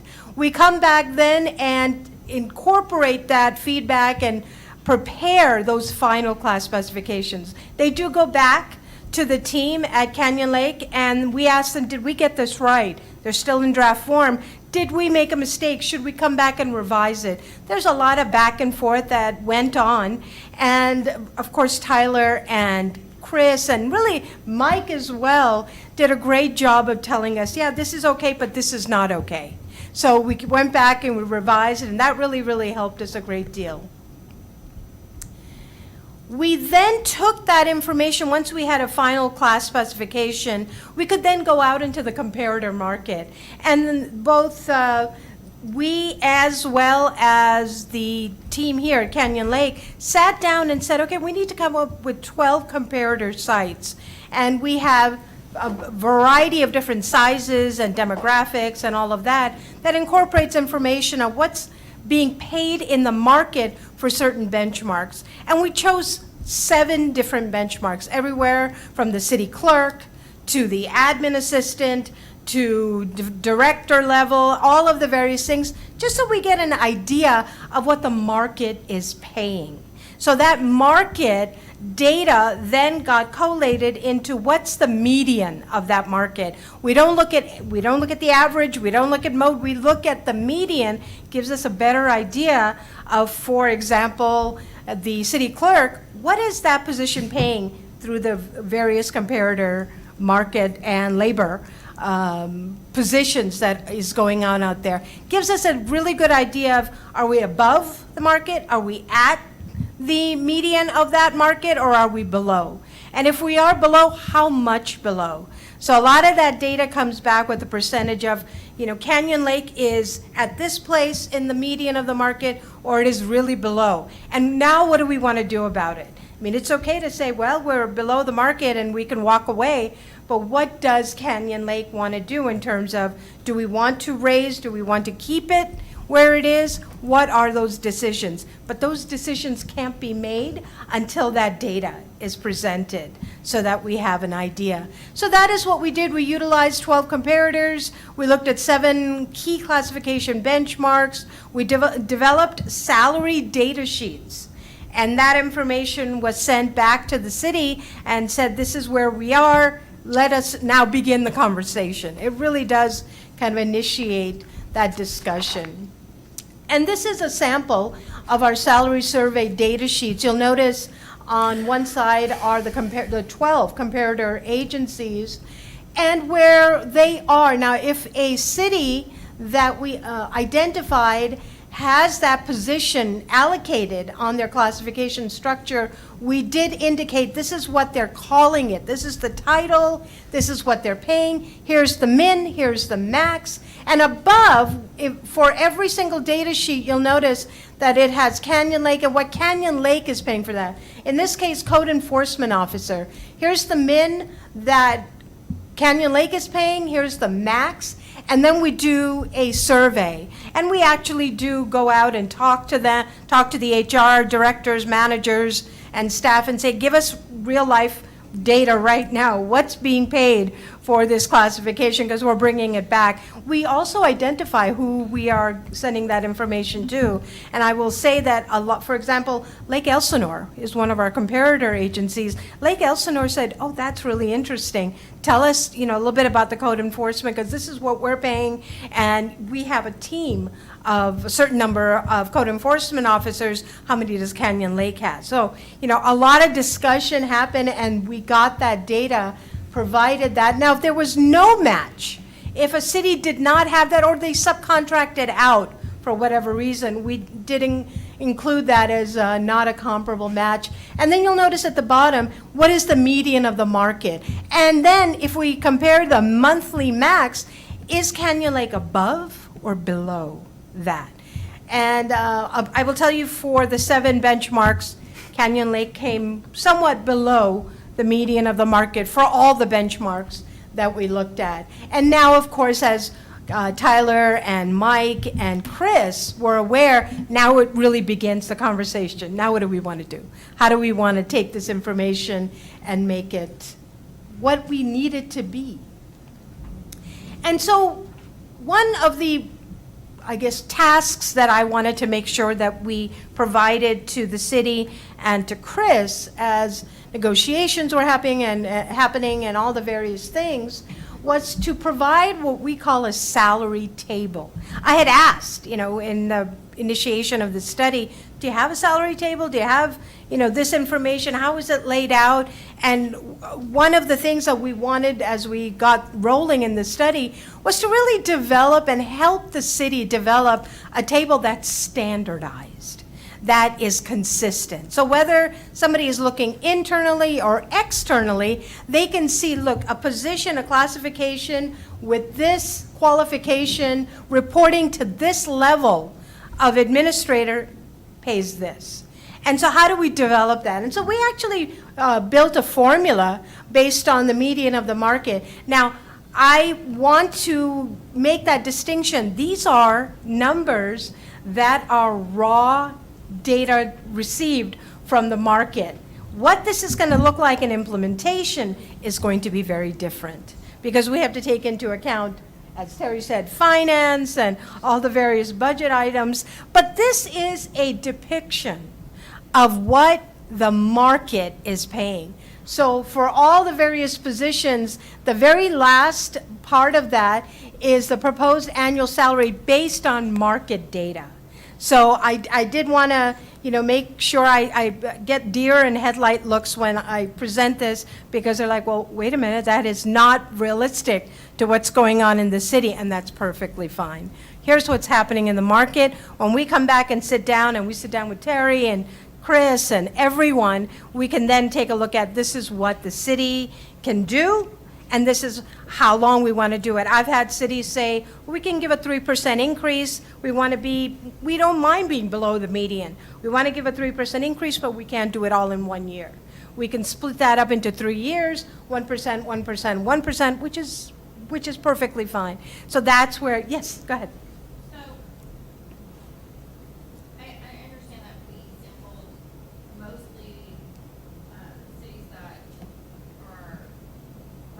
Sorry, Yeah, right close- around us. Close by. And then I saw one city, I think, out of San Bernardino County.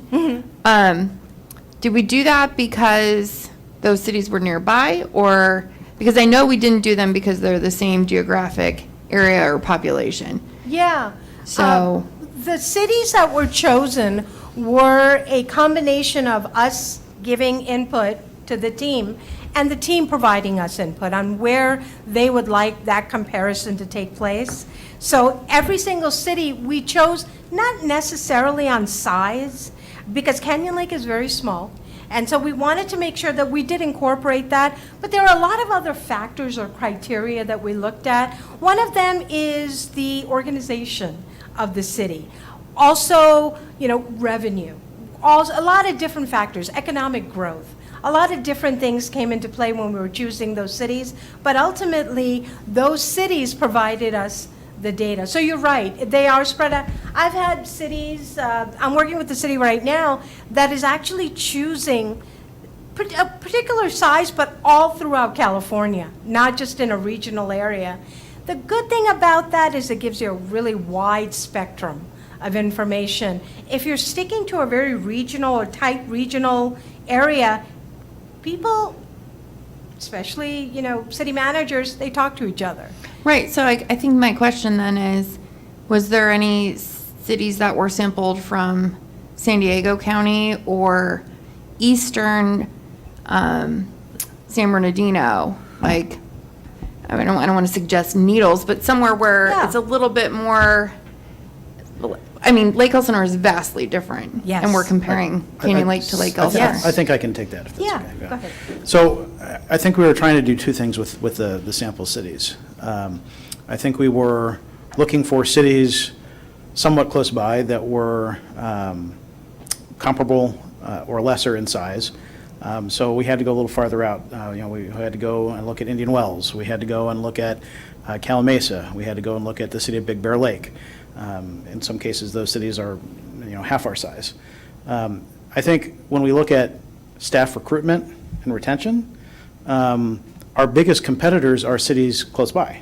And so we wanted to look at cities that are close by, but you're right, cities like Lake Elsinore and Menifee are very different from us organizationally and size-wise. And so we thought, okay, well, we also need to compare ourselves to smaller cities, and that's why we went out to a little further out to Indian Wells and Calimesa and City of Big Bear Lake to pull in some of those smaller cities to compare ourselves to as well. I think my question then goes to the benchmarks, right? Because if we're describing what a typical role does, when you look at cities that have 2 council meetings, a lot of different departments, I think our city staff wears multiple hats. Right. But the hats that they would potentially wear somewhere else, if they were recruited, are not going to be the same hat. They'll be a different hat. Yeah. Totally different outfit, if you will. Absolutely. New fashion stance, yeah. Was the criteria, you mentioned that you look at the economic landscape as well. Yes. So you looked at our tax revenue basis in comparison to the 10 other cities that are here before me. Was that also noted in this? Because, maybe not Indian Wells, but, our city manager noted Big Bear City, which is smaller, but their tax revenue is so much more. I mean, all the cities have more tax revenue than Right. Canyon Lake does, substantial. Yeah, TOT, all the above. Right. We don't have any of that. So was that part of the criteria when you were looking at salary-based scenarios with those cities? Because obviously, as you know, taxes is what pays the bill, right? So that revenue is what offsets salary costs at those jurisdictions, and we Right. don't have the luxury of that. So was that taken into consideration? There were several factors that were involved. I know that Chris and the team here was heavily involved in choosing those cities, but economic factors, size, demographics, all the various things. Canyon Lake is really unique, because I'm listening to all the presentations, is very, very unique. And there are many, many cities that perhaps spread out a little bit further would probably have, provided that. But here's the problem.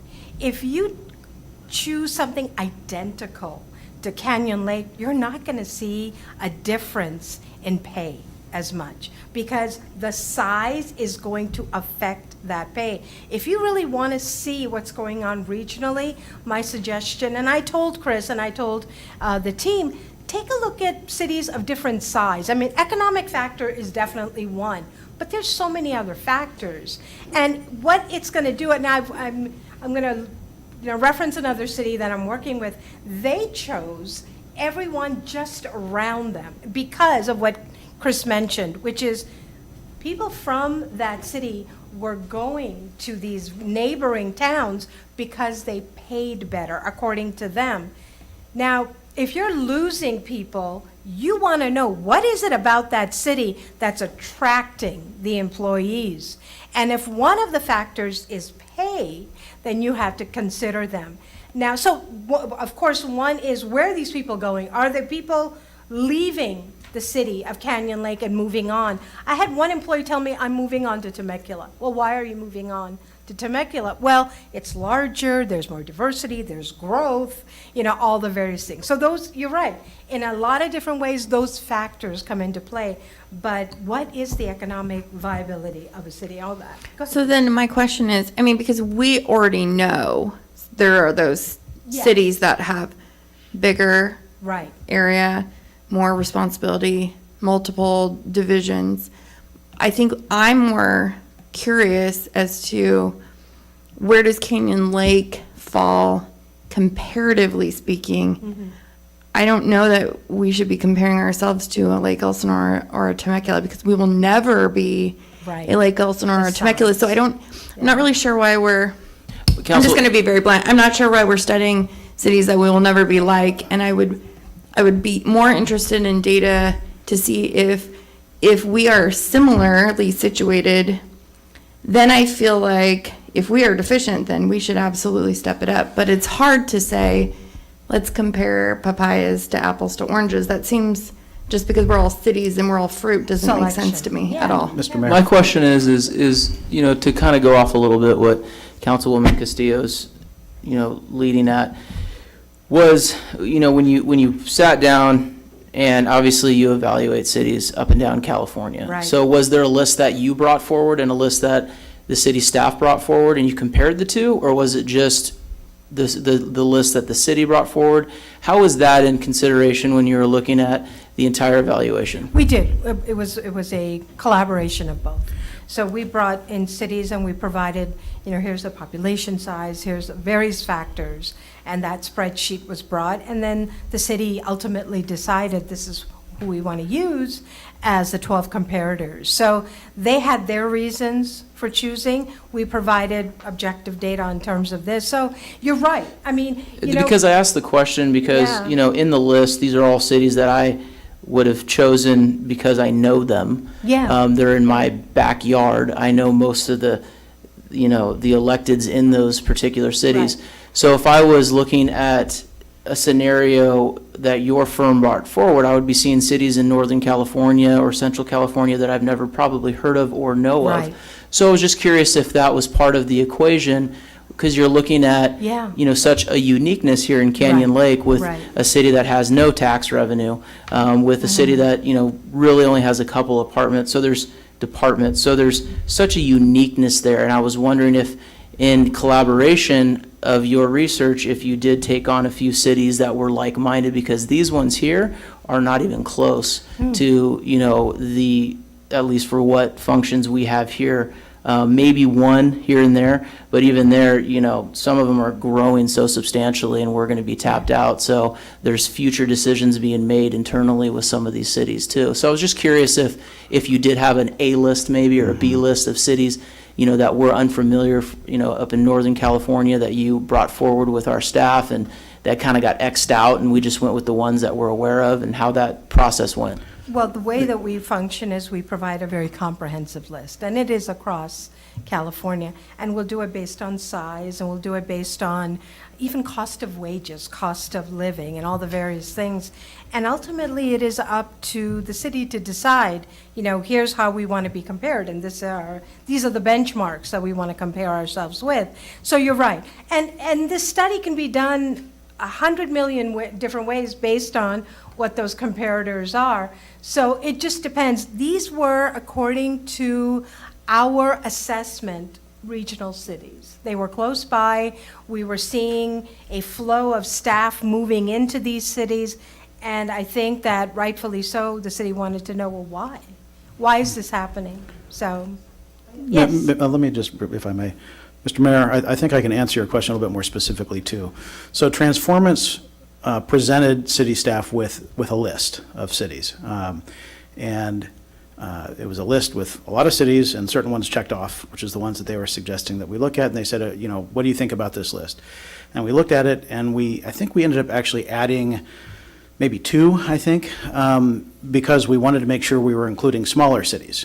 So I think, you know, we added Big Bear Lake, maybe Indian Wells, or I think there were two that city staff recommended that we add. But the list was presented to staff by the consultant, Transformance. I'd like to make another point, too. And again, remember that this is just raw data. This is not something that is being presented as, we need to go to these salaries, right? This is just simply raw data. I really take exception to the concept that because Canyon Lake is small, because our budget is smaller, that we are so different that we cannot compare what, you know, ourselves to other much larger cities when it comes to salaries of staff. I think we are not competing for talent with Needles or with Blythe. I don't think we've ever gotten an application from someone who is applying that far out of the area or who has indicated that they've applied here and somewhere that far away. When it comes to attracting and retaining talent, we really are competing with our local region. And if we want to attract and retain high-quality staff, we have to be competitive, at least in the ballpark, with the cities around us. And that's where we're losing staff. We lost an office specialist last month to the city of Temecula. Why? It paid more. We almost lost our city clerk last month. You know, we're at a point where we have put so much responsibility on staff that we've had to pause and say, wait a minute, this organization has changed significantly over the last 3 years. We need help analyzing what we are now, what these job classifications are, and how do we compare regionally, you know, close by, not up in Northern California, because that's not who we're competing with. And so I think Canyon Lake will always be smaller than a lot of cities. We will always have a smaller budget than a lot of cities. So we will always have a smaller staff size than most other cities. But I think at some point, the city has to decide, are we going to always be a stepping stone? Or do we want quality staff to come here and stay. And that's, in my mind, that should be the ultimate goal. I don't think anyone's saying we need to make this big jump overnight. But I think that it's appropriate that we really take the time to understand what we are as an organization, who we want to be as an organization, and how do we make ourselves competitive in the job market. Can I address that? I'm going to let Councilwoman Dane go first, if that's all right. Absolutely. I had one specific question about the table that we have, just based on what you said, because it's a lot of information. Specifically the market annual salary, is that the median salary from all of the all the cities that you viewed? Right. Okay. So what we did was, when we got the median of the market, what we call benching off the benchmark. So for example, if we take a management analyst 1, which was one of the benchmark classifications, we went out to all the 12 sites and we looked at what those 12 sites were paying for a management analyst 1 position. If we use that benchmark, then if we have a management analyst 2, we can take 10%, which is the standard, and go up and then provide that median for the management analyst 2, which right now has no incumbent, and we did not benchmark it, but it gives us an idea. Then we can build a salary table based on that formula. And one quick follow-up, sorry. No. You're fine. Part of that, is that also taken into consideration the years of experience? Yes. Okay. Yeah. In fact, that's why we do the class study first, because especially if there's a series, a 1 or a 2 or a lead or a senior, we have to differentiate. We call it distinguishing characteristics. What differentiates a 1 level from a 2 level? And it's usually what we call E&E, education and experience. So for example, in a management analyst 1, we have a bachelor's and 2 years. It's a journey level.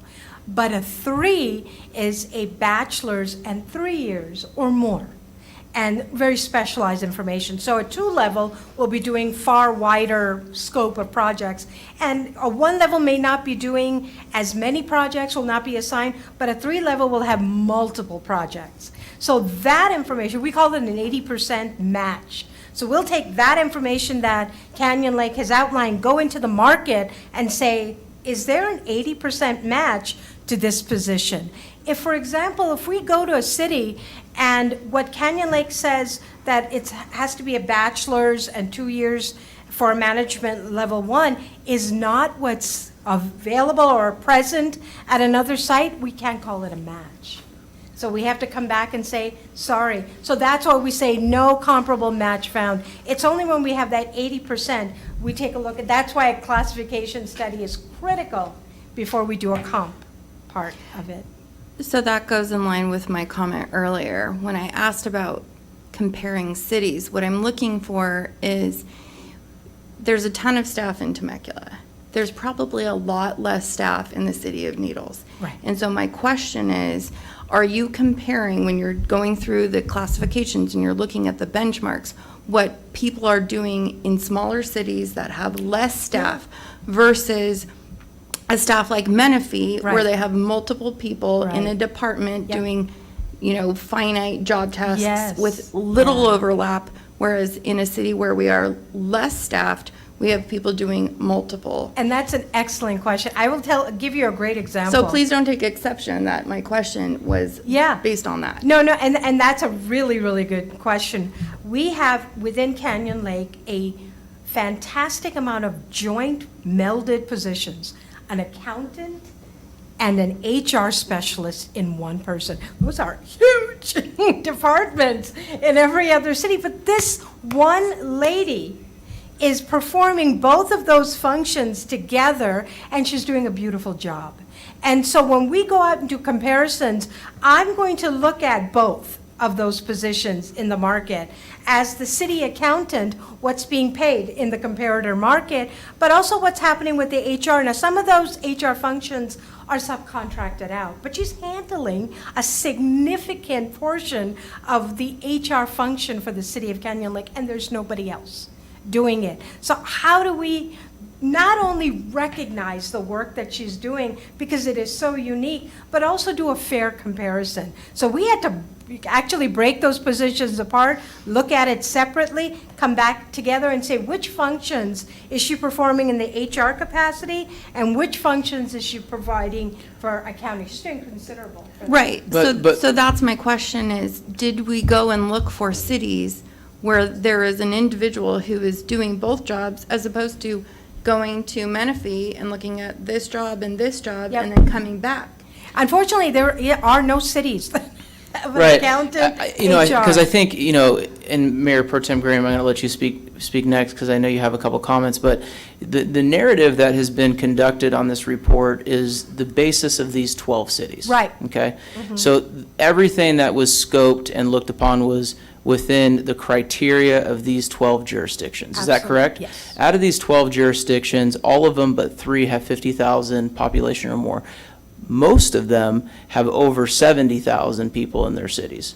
So what Councilwoman Castillo is hinting at is it's hard to look at a fair synopsis when more than 9 of the cities that we looked at don't even come close into population of what we're currently dealing with. That's not the tax revenue side that we've talked about earlier. That's just purely population-based. Yeah. So that's why I asked the question if there was, and I understand, I completely, as an employer myself, I completely understand the importance of retention. But when I'm making a business decision, I'm looking at the criteria at hand. And the evaluation, in my opinion, isn't a fair synopsis because we don't have the equal equivalent amount of cities. If it was 6 small cities, a couple up north or whatnot, that met our criteria, now we're looking at 6 small cities and 6 big cities. I think that would have been a different scope. That's just my opinion, but I think that's kind of what you're leading at too, Councilwoman Castillo. I don't know, despite the fact that we are contiguous neighbors. And I know that obviously there's probably going to be upward mobility opportunities in Menifee, better salaries. I don't think anyone probably needed a salary survey for that. My question is, where we are situated now, understanding that everyone in any job, public or private sector, would obviously leave for a better benefits package, better salary. Everyone knows that, right? What are we doing competitively with like cities, or at least cities that are somewhat similar? I'm going to go there because my brain just works that way, but if we have any Formula One racer fans in the audience, then you'll understand this analogy. But when you're dealing with Formula One, you have 4 or 5 teams, and I look at these teams as Menifee, Temecula, even Lake Elsinore, and definitely Marietta, and these teams' budgets are $45–50 million. And they're competing against all of the other 18 teams on the circuit that their budgets consist of $12 to $15 million. It's still the same criteria that they're competing at with what they're given. And it's hard to look at the surrounding cities that are so much substantially greater with everything, tax revenue and whatnot. Not to say that this isn't a fair, so I'm appreciative of the work that was done here. I'm just trying to get a better understanding of why these particular 12 cities were chosen when I know we have a full state of cities that could have made this like a 50-50 split. Absolutely. That would have made it a better criteria for what we're looking at, so we can, have a better basis of understanding the justification for an overall $300,000 increase in salaries across the board. Mayor Pro Tem Green, you have a comment? Microphone. On your medium salaries, there's always a range that Right. your benchmarks have got. Right. And in those ranges, how did you figure the medium? Did you go mid-range, or did you go top step, or did you go bottom step? Because a lot of places have Yes. 5 steps, 4 steps, Right. 8 steps, Yep. depending on the city. Yep. So how did you arrive at that comparative number if we've got those things in place? Right. So what we did was we took a look at the median of the market, and we made it the top of the market. And we then built a salary schedule with 5 ranges at 3.5 across the distribution for a sample salary table. So again, this is, the median became our max for this table. And then we just kind of built, going backwards, building a 3.5 distribution across, so that gave us a range of 5 steps. That's Okay. what we did. But usually, and you know, what we'll do when we do the implementation of this is sit down with, of course, Director of Finance and Chris and everyone, and say, well, what is reasonable within Canyon Lake? And if Canyon Lake says, look, we're not even looking at the median. We would like to be 10 or 20% below the median. That's just the way, we're just small, where we want it to be. Then we're going to build a salary table incorporating that formula and work backwards. So we'll get a range with a 3.5% distribution. Okay. Yeah.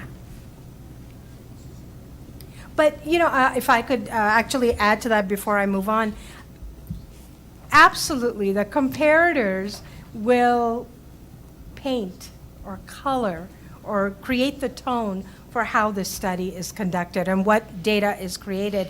And we can talk about size, we can talk about demographics, we can talk about revenue, we can talk about taxes. A lot of different factors come into play. Ultimately, though, what we want to do is kind of get a wide perspective or spectrum of data that we collect.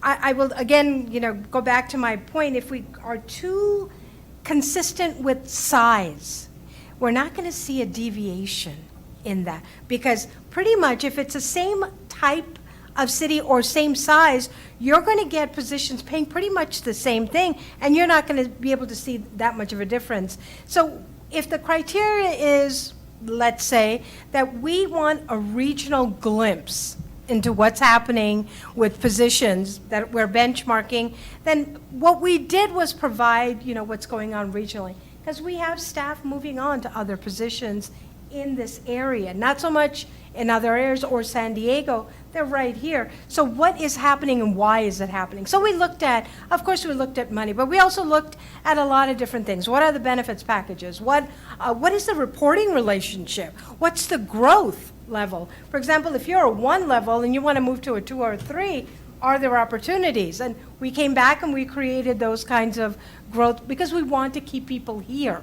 This is definitely a city that's growing, and we have talented staff that we don't want to lose. How do we keep them here?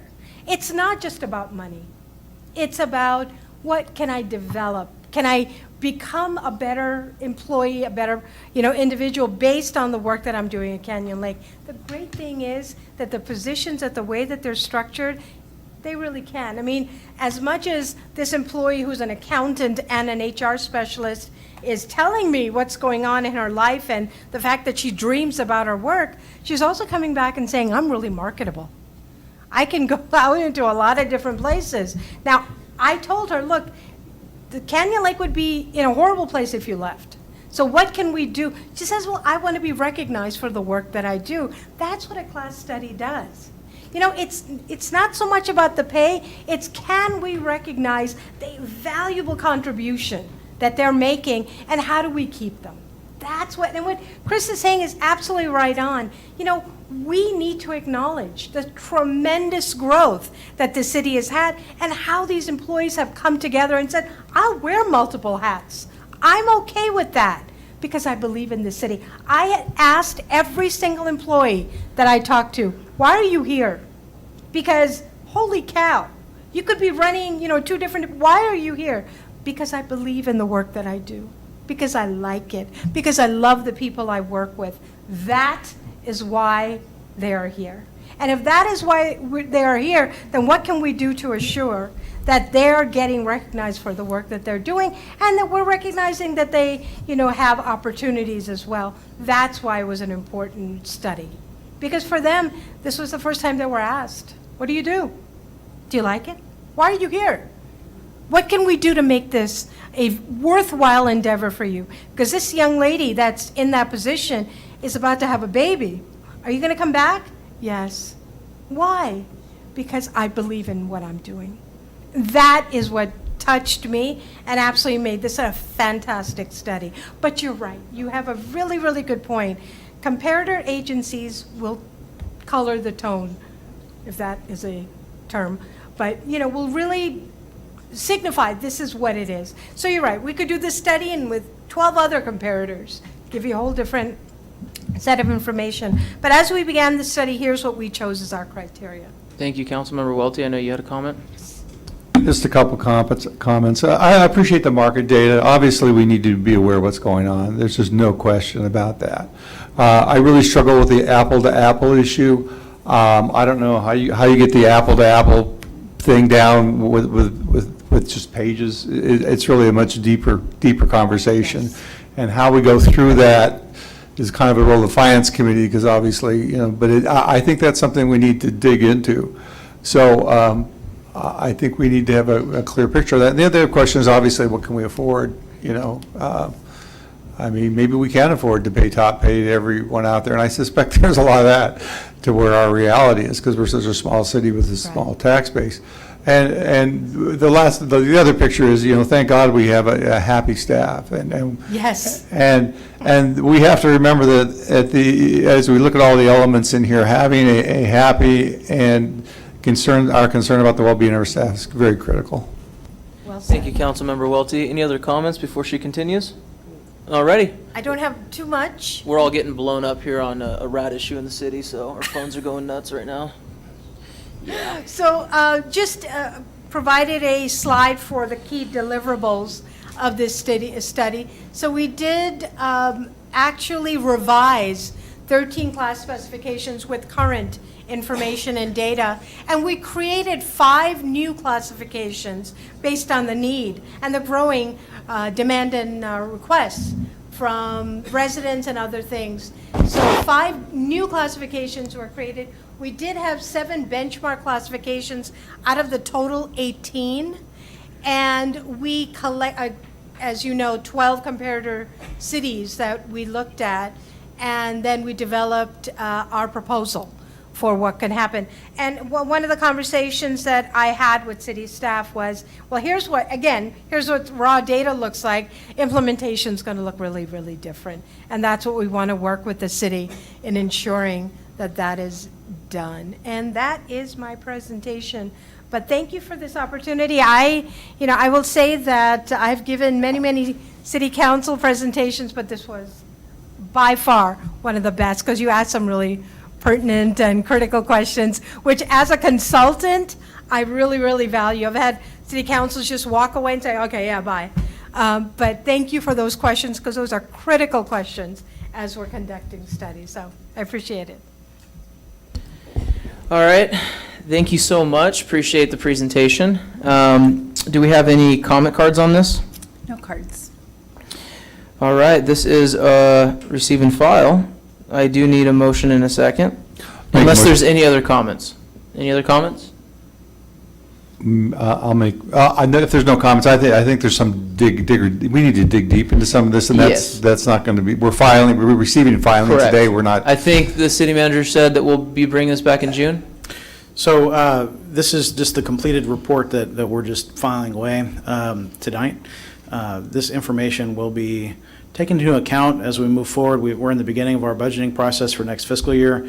The draft budget for next fiscal year will be brought at the May meeting for comments, input from the city council, and then will be brought back for adoption at the June meeting.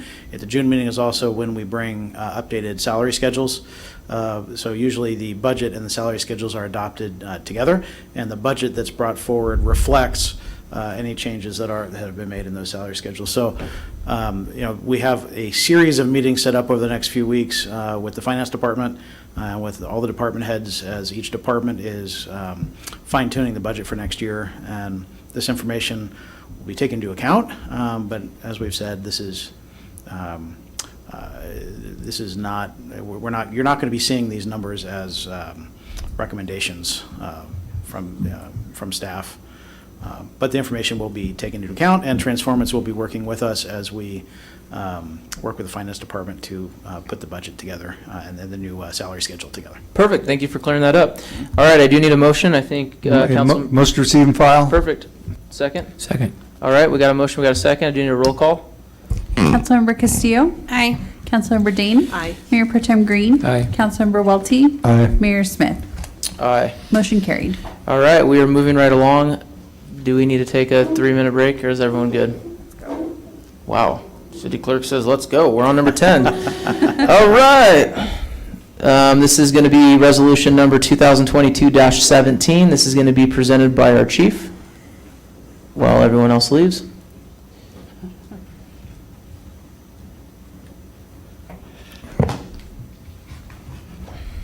Good evening, Mr. Mayor, Mayor Pro Tem, City Council, City staff, members of the public. Jeff Latenders, your Fire Chief, and I'm here to present a staff report and a resolution for adopting a cooperative fire protection agreement with the Bureau of Land Management. So over the past several months, we have been working on our automatic and mutual aid agreements with our surrounding communities. We have finalized agreements with Calamasa, Corona, Murrieta, March Air Force, Air Reserve Base, Pachinka, Idlewild, Riverside County, and we have an agreement with Riverside City. And so this is one of the few remaining jurisdictions that surround us or are adjacent to us that we needed to get an agreement with. This agreement before you tonight is a little bit different than those other agreements in that it's really just for wildland fire response into the BLM land that's adjacent or part of the city. So as you know, the area just north of the fire station, about 1 square mile there, is all BLM land. The area by the Jump Lagoon is all BLM land. The city will retain emergency medical service response as a primary provider to those areas. But for fire response, the ultimate fire responsibility rests with the BLM.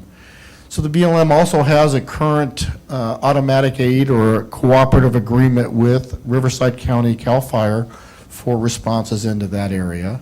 And so if a 911 call comes in for that area, and CAL FIRE is our dispatch center as they are, they're going to launch a mutual threat response into that with resources from the BLM and notification of the BLM. With this agreement, we now can become part of that response. And for some of those fire responses, leading out the back gate at Station 1 is going to be the most appropriate way to get into that area. For access from Quail Valley, they'll go through the Quail Valley area. So we'll have multiple units responding from multiple access points into that. We anticipate that aircraft would be launched automatically for that area, which would include helicopters and fixed wing out of Hemet Ryan. And so that response is going to be very positive for the city as we are adjacent to those areas. So this agreement tonight formalizes that agreement. I just want to emphasize again that this is only for fires and that the city would have ultimate responsibility for any medical response or any other type of response from a fire department perspective into that area. The nearest BLM fire resource from an engine company is actually coming from Morongo Tribal Fire Department in the Cabazon area. So it would take some time for their fire engine to get here. They're going to launch it. They're going to continue responding even if it's a small fire. And they'll have the responsibility of doing the investigation and doing any further mitigation for the areas in our city. So that really concludes my report. It's really basic. It's just another formal process of getting all of our agreements in place. And so it's my recommendation that you agree to the cooperative fire protection agreement with the BLM and you approve resolution number 2022-17. So that concludes my report, and I'm available for any questions. Any questions? Pretty simple, huh? Question. Okay, go ahead. Chief, do you know if CAL FIRE gets contract money from BLM for that coverage since their response is so far out? I don't believe that there is any money exchange, but I don't have that officially known. Okay. And number two, if there is something that breaks on that piece of property, which is within the city of Canyon Lake, did I hear you right that we have the medical response, but the fire response, which would be Wildland, will be CAL FIRE? They will be the IC? So as we work here, the first responding officer, regardless of jurisdiction, would assume IC. So if our engine arrives on scene first, Canyon Lake would assume that, and we are prepared to do that. We, if you look through the entire document, there are frequency plans and everything that are part of this document. And so they would want to come up on the air, and they would like to confer if we're going to bring in the aircraft and if we're going to drop retardant. Okay. Because they've got some different philosophies on the use of retardant for a wildland fire than CAL FIRE does. Sure. CAL FIRE would like to stop every fire immediately within 10 acres. The Bureau of Land Management is okay with letting a fire burn until it reaches a natural barrier. So we would coordinate that response with ourselves, CAL FIRE, and the BLM. Okay. The BLM chief officers are more locally available than the fire engines are. Okay. Thank And you. we've actually met with their chief officers on, one time with the city manager and another time with Chief Samuels and myself, and talked about the incident command and how we would work everything. And we're comfortable that we're ready to coordinate a response in that area if we need to. Okay, thank you. Any other questions? I have a quick question. Go ahead, Councilmember Welty. If there's a fire starts in BLM land and then it comes in and starts encroaching on the city boundaries on those homes up along the fence, is that still all Canyon Lake, or what kind of response are we going to get? Because, well, you know, we can manage the typical house-to-house fire. That whole BLM lights up, and you know, our one, we may have a little struggle. So I'm assuming there's a huge amount of assistance from BLM on There- this. The reality of the majority of the assistance is going to come from CAL FIRE. And BLM are going to send their resources, which are few and far between, but they have a cooperative agreement that they'll go and share their resources with BLM to mitigate anything in what we call kind of a mutual threat zone. So they'll drop everything, and if there is a threat to structures, then we will be able to then drop retardant and get those lines in place to protect the homes. If it's on the other side and it's burning up towards the top of the hill, they might just say, let it go up to the top of the hill. We're okay with that, and we would work with them on that kind of a decision. But we would look at the risk, and if the risk is to life or property, then we can go ahead and be more aggressive with the fire attack. Thank you. Thanks for the question. Any other questions? Any other comments? All right, we're moving on. This is business item number 10, which is the adoption of resolution number 2022-17. Do we have any public comments, Madam No Clerk? comments. All right, I do need a motion. Councilmember Welty's going to do it. I'll make a motion. And Mayor Pro Tem Green is going to second it. But we're going to, I know, we need energy drinks. I do need a roll call vote. Councilmember Castillo? Aye. Councilmember Dane? Aye. Mayor Pro Tem Green? Aye. Councilmember Welty? Aye. Mayor Smith? Aye. Motion carried to adopt resolution number 2022-17. All right, hang in there. We got two more items. All right, number 11, adoption of resolution number 2022-18. This is the establishment of a fire department policy manual. Chief, it is yours again. Okay, good evening again. Mayor Pro Tem, Mayor, City Council, City staff, members of the public, Jeff Lieutenant, your Fire Chief. And tonight I bring before you for your consideration is to adopt a resolution recognizing and adopting the Canyon Lake Fire Department Policy Manual. We had only 11 months to get the fire department up and running, and I was forced to prioritize work to ensure that we were operational on January 1st. One item, while extremely important, that was placed at a lower priority was the completion of our policy manual. Through our initial budgeting process, I had identified a company called Lexipol that we were able to subscribe to, that provides a foundation to fire and law enforcement agencies throughout North America for policy manuals. Lexipol stays abreast in changes in federal and state laws that impact the fire service and law enforcement. Thus, when legislation is passed, new policies are drafted by Lexipol and sent out to their subscribers. The subscribers can elect to take the new policies as their own, can amend the policy, or can write their own policy. Every policy that is mandated by law is also referenced the appropriate code in the section of the policy manual, or it would be referenced as a state law or a best practice, or finally done at local policy or local discretion. So this was a starting point for our policy manual. We had draft policies that met federal and state requirements that recommended best practices and that permitted the addition of local discretion. As you may recall, at the April 7th, 2021 City Council meeting, the City Council approved a new employee handbook and personnel policy manual for the other city employees. One of the directions given by the city manager and the city attorney was that the fire department would have their own separate policy manual, but when topics were the same, the policy should be similar if not identical. The new fire department had different pay and benefit programs than other city employees, that many of the policies in the city's manual would not apply. Also, the firefighters are protected by the Firefighters Procedural Bill of Rights, also called FBOR, which the state legislation passed in 2007 that defines firefighter rights much like a police officer rights. There are many policies that are impacted by this legislation that are unique only to firefighters. It is for these reasons that a separate independent policy manual for the fire department was needed. The product we subscribe to through Lexipol actually includes two sections, a policy manual and a procedure manual. What you have before you is just a policy manual that basically sets and/or the standards for the organization. The procedure manual is how we do things, and the two are actually connected. Think of a driving policy as an example. In a policy, you will set speed limits, safe driving practices, seatbelt use, and when to use lights and sirens, etc.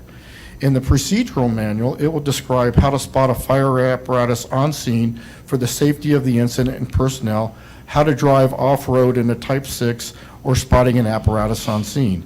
These procedures could change more often than the policy manual and are typically considered what we call SOGs, or Standard Operating Guidelines. The over 90 policies before you this evening include establishing formally the fire department's mission, vision, our core values, and our code of ethics, our oath of office, and the authority of the fire department. In addition, it includes many separate individual policies, and I'll kind of identify some of them for you. Organizational structure, department directives, training manual, California Fair Political Practices Commission filings, minimum staffing levels, post-incident analysis, asset management, purchasing, social media, vehicle operations and emergency response, fire ground accountability, two in, two out, mutual threat zones and automatic and mutual aid, controlled substance accountability, communicable diseases, recruitment, promotions, evaluations, job descriptions, tuition reimbursement, discriminatory harassment, overtime recall, grievances, wellness, workplace violence, personnel, uniforms, on-duty injury, and the list goes on and on. As I said, there are over 90 policies and 460 pages before you this evening. When followed appropriately, these policies in the manual should protect both the city and the firefighters, reducing future costs related to safety, discipline, turnover, and potential litigation. The manual, as I just said, currently is 460 pages in length and has been reviewed by both the city manager and the city attorney. The work on this manual has been a major part of my job for not just the 3 months that we've been in operation, but actually for 6 months as we started working on it before the transition. With that said, it's staff's recommendation that the City Council approve Resolution 2022-18 establishing a fire department policy manual. These policies would go into effect as soon as we can get our personnel trained on them. And with that said, that concludes my presentation, and I'm available for any questions. Any questions? I have a comment. Yes. Thank you, Chief, for your hard work on this, and Mr. City Manager and City Attorney. I looked through all of these policies just because That's my day job, is literally reading these lexical standards. And even with an eye towards an employee can't, I found this to be very fair, especially the social media policy, which I think is often one that is confusing, especially when there's on duty and off duty and freedom of speech, and then also in line with what your official duties are and reflecting the department appropriately. So I am pleasantly surprised, not because it's you or you or you, but just because I'm used to finding about this and I have nothing bad to say. It's well done. Thank you. If I could just comment on what you just said, the social media policy is actually one of those policies that is 99.9% verbatim from the city's policy. So our employees will be operating identical or under the same guidelines and policy procedures as everyone in the city. I think that's what I appreciate the most is we've worked so hard the last, 3.5 years to try to get the city to the place that it's at, especially with policies like this. So kudos to you. Mayor Pro Tem Green? Complete. Have you had to mandatory anybody yet? We have actually, yes. Okay, and how did that go? It's going okay. They completely understand it. And so what he's referencing is we have minimum staffing standards. And so if someone goes home sick or calls in sick, someone doesn't go home or someone has to get forced to work. We do allow through our policies that before we mandatory an individual to work, we offer it to a person that's qualified in a different rank. So if it's a firefighter position per se, and we have a paramedic already on duty, a non-paramedic engineer or a non-paramedic captain could work down, and they're actually working down in the pay range of the employee where the vacancy is. And all of those items are covered in our policy manual. Okay. Do they get credit if you work them down? They do get the hours counted against them. So yes, and that's how we decide who's next, is the lowest number of hours is the first one that gets the opportunity to work. And do we have voluntary overtime that they sign up for? They do sign up, yep. We do a sign up on a monthly basis right now. Okay, great. Two requests. I think it's important, especially at our fire station. One, that the mission statement be posted. However, blow this up, make it look nice, have it right on the wall so any visitor comes in, they look at the mission statement. And number two is your vision and core values. Those are critical.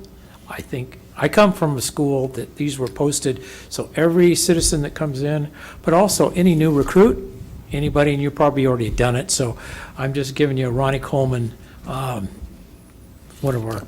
I'm smiling because we have a large banner in our apparatus bay that has our core values, our pride on there. We do need to work on getting our mission statement Perfect. and our values posted as well. Yeah, but I really think it's important, especially for our community.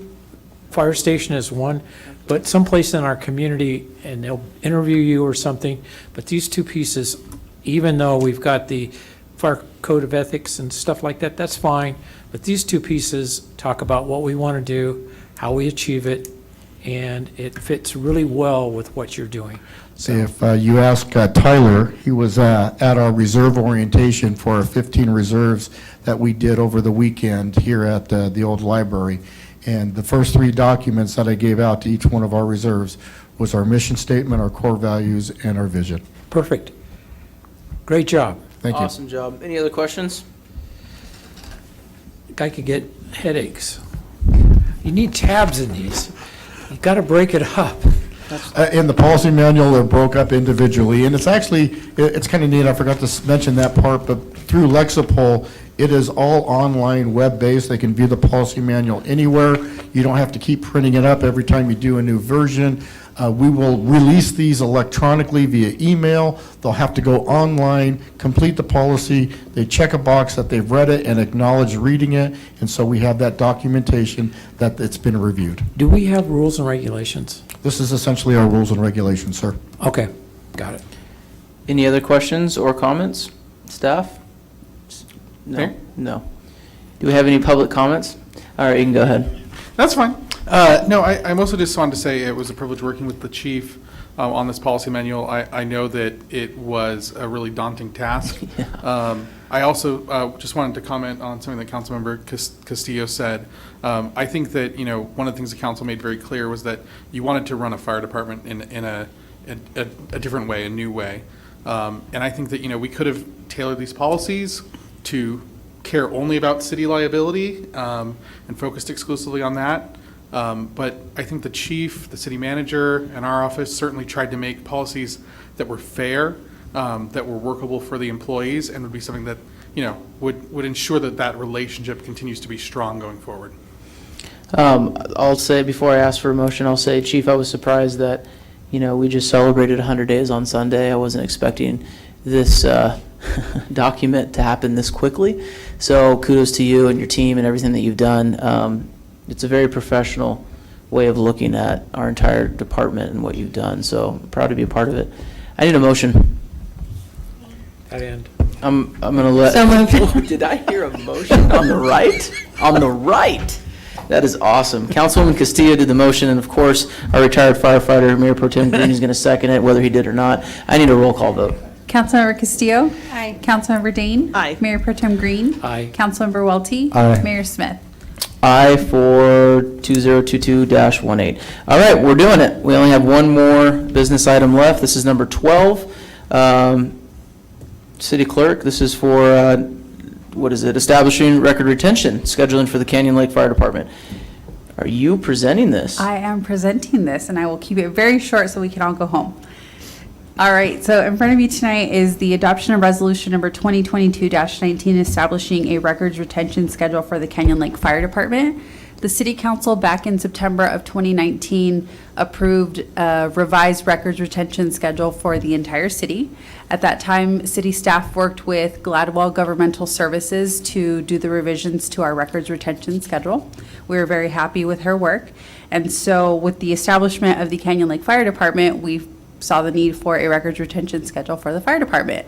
We called Diane, we had her come back out. She spoke with the fire chief and with our staff and worked closely with them to create this records retention schedule that's in front of you tonight. And so staff is recommending the adoption of resolution 2022-19, establishing this records retention schedule. So cool. I mean, I just love what we're doing. Do we want comments? Everyone loves it. I do need a motion from the right. Councilwoman Dane. I will move to adopt resolution number 2022-19. Awesome. Second. Second from Mayor Pro Tem Green. But before we move forward, we already know the answer to this question. We have to ask if there are any public comments. No public comments. So I can accept the motion and the second and go to roll call. Councilmember Castillo? Aye. Councilmember Dane? Aye. Mayor Pro Tem Green? Aye. Councilmember Welty? Aye. Mayor Smith? Aye. Motion carried to adopt resolution number 2022-19. Good job, y'all. We made it through. 13 we already did in the beginning, so we are done. I have a question, Okay. and it's on the record retention. Have we put a weed abatement ordinance in place? I don't think we have. I tried to. And you've got a record. I thought we You got a did. record retention for it. Larry, I thought you go out and put Roundup constantly around the No, community. actually, the chief knows what I'm talking about. We wanted a ordinance to help out properties that were nuisance, but I don't believe we ever, as a city, I brought it forward and we went to code enforcement, but if we haven't got it, I think we need it. So all of those items are in the records retention program from the company that assisted us with putting it together, forecasted future ones that we might need. And so Okay. the weed abatement program is one that I'm very familiar with where I come from. Yeah. But to my knowledge, we have not yet adopted one here. Okay, yeah. But we okay. have a process and a retention schedule Love it. for when we do get one. Yeah, I think it's something that we need to be putting in the hopper. I know it's been years since we talked about it, but I brought it forth, along with our fire prevention stuff. So anyway, good. Awesome. Enough. We'll Good. add that to the Done. list. Add that to the list. Awesome. Cool, cool, cool. Moving along. City manager, comments? As the mayor mentioned earlier, this Sunday will be the 100th day of operations of our fire department. we're planning a video that will go out next week highlighting the major accomplishments of the department for the first 100 days, so we're excited about that. Also be looking for additional information. We're going to start pumping information out on a regular basis about major accomplishments and highlighting the backgrounds and experience and job duties of each of our fire personnel, get that information out there. Just really pleased with the job everyone in the department's doing. We just really have exceeded all expectations, and can't wait to brag, frankly, in the videos. Great to see our firefighters out in the community. I'd like to compliment Councilwoman Castillo and everyone else who's been involved with the Junior Lifeguard Program. I know it's been a tremendous amount of work, and I know the city's happy to support any way we can. We've been working on trying to acquire free of charge some lifeguard towers, and we'll be providing bus transport, but I know it's been a lot of work, and I really appreciate you and the committee taking that on and trying to give staff a little bit of a break here, so that's very much appreciated all around. And let's see, just a reminder, it is on the agenda, but our May City Council meeting is a week later than usual. It'll be on the 11th, so it's not the first Wednesday, it'll be the second Wednesday, and it'll be a big one because we'll be bringing our draft budget for next fiscal year. And that's all I have this evening. All right, now it's time for my favorite game of Russian roulette. We are going to start off with Mayor Pro Tem Green. Oh, my, it's my turn. Gotcha. Well, a couple of things. I was able to attend I guess it's the morning and the evening meeting with the mayor. I gotta take 3 seconds of your time. Mayor Pro Tem Green constantly went around the event asking where the agenda was at and when we were going to get started. And I simply implied, and Darcy, Larry, just enjoy yourself. Go network. Go have fun. It's got to be structured. We're used to a structure. Anyway, good comments, good feedback from the community. So I think it's a very good forum. Couple of things. I met with the emergency preparedness. Mike and I were there last week. This Thursday, they're bringing all the radio ham operators in to inventory the radios, because the inventory belongs to the city. We have, well, let's put it this way. We should have radios that belong to the city. So there is a mix of privates, but there should be some that are assetted, and hopefully the asset stickers are still on them. RCA met Monday. One of the big things is the prepayment retroactive provision that was added. There was a lot of developers that jumped on the ball game early and prepaid, so they got their credits, which in turn has led to a budget shortfall on projected revenues for RCA, which we downward projected what they will be currently taking in for this fiscal year from 20 million down to 16, which is probably a better reflection. If the prepayments still continue on, because there will be a fee increase starting in July, then there'll be less revenue. There's a lot of discussion about fee credits.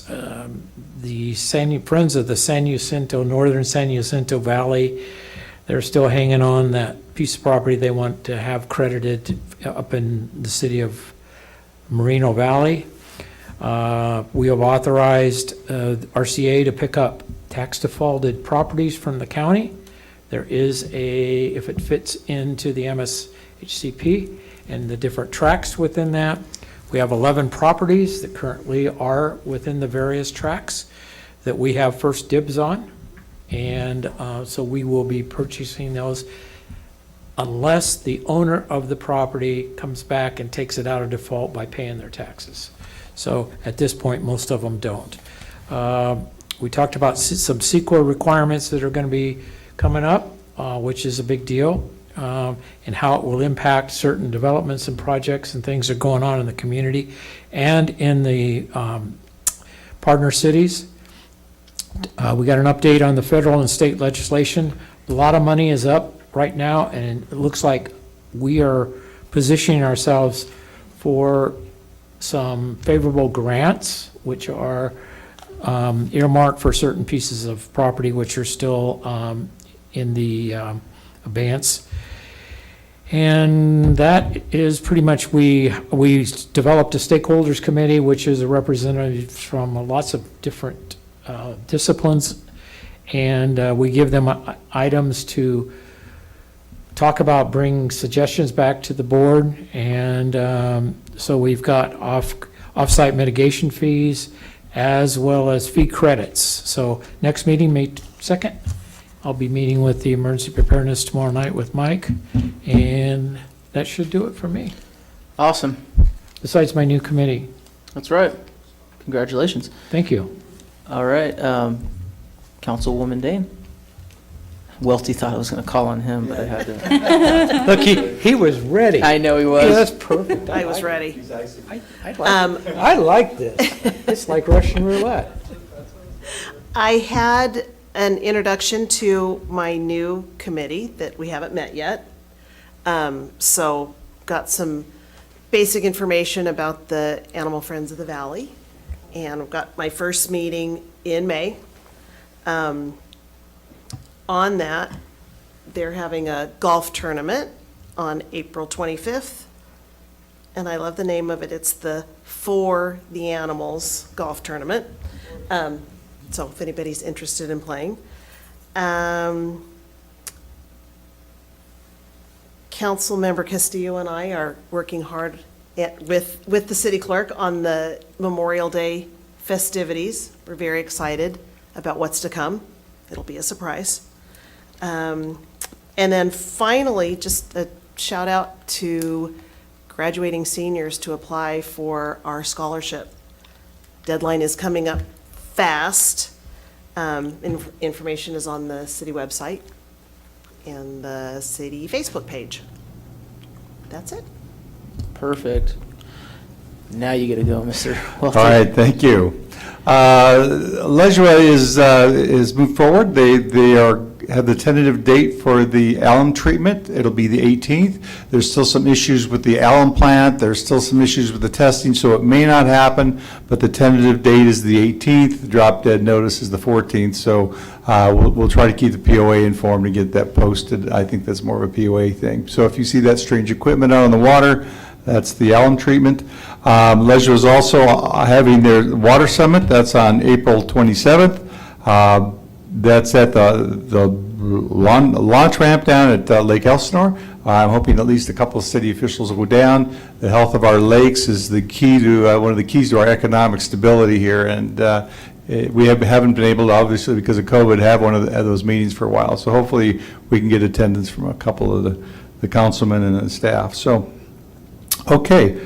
I met with Vector. Vector has sent me some presentation slides, so I'm going to probably maybe ask them to come and do a presentation, or maybe I'll just do a real quick one at one of the meetings so that you're informed about what Vector does, which is basically try to keep disease down by controlling insects and rodents. So that should be coming. I went to WRCOG. It was, for the most part, executive session, so there wasn't much I can report. As Jeannie says, WRCOG is going to come out and talk through the chamber sometime in the month. Big deal that isn't the city, but it's the POA. They've set money aside to get the solar done. So this is kind of, I was started in that about 8, 9, 10 years ago. So we're going to get solar panels in the community, and it's a pay per watt, basically, or pay for power, and it should save I believe he said about $3 million over 25 years. So that's pretty exciting that we can do that. And it's big. We've been in a number of wars, in this particular war, and a lot of them center around this idea of energy independence. Because we're not, as the Western democracies, we seem to be beholding a lot to people that control the energy. So anything we can do to become energy independent, and I'm not really a picker of alternative or carbon. At this point, I think we need to move ahead and become energy independent. And I think every little step we take by communities is a great thing. So this is a big one by the POA. My last one's kind of a question for Jeremy. Maybe he'll bring it up. Basically, what's happening with Rebel Canyon and the 15? Yep, I'll definitely bring it up.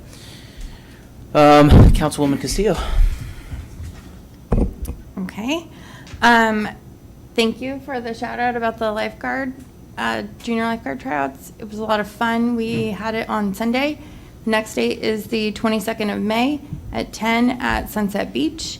We're hoping that we have even more of a turnout, but we had a pretty good one for an overcast day. Thank you for coming out. And it was a lot of fun. Honestly, it was maybe one of the coolest things I've seen in a while.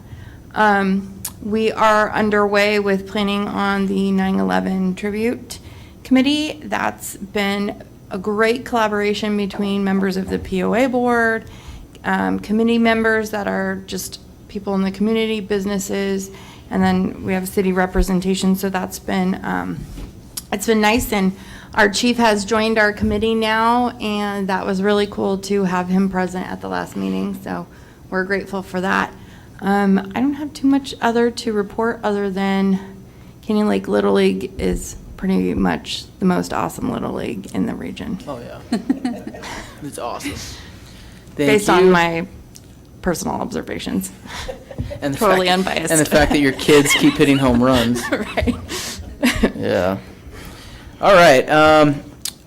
Dale, if you're available, or Larry, or anyone else up here, RCTC is actually conducting a ribbon cutting for the Railroad Canyon Road interchange. So it's finally coming to its final completion, and we're going to be able to celebrate between the city of Canyon Lake and Lake Elsinore. It's on April 21st from 11 to 12. I spoke to Anna about this last week. We're going to try to have a proclamation available. So if someone's available, unfortunately, I have to work in Orange County that day, but we would love to have participation. At the intersection, yep. So that's exciting news. I know it's been a complete nightmare for our residents commuting through there.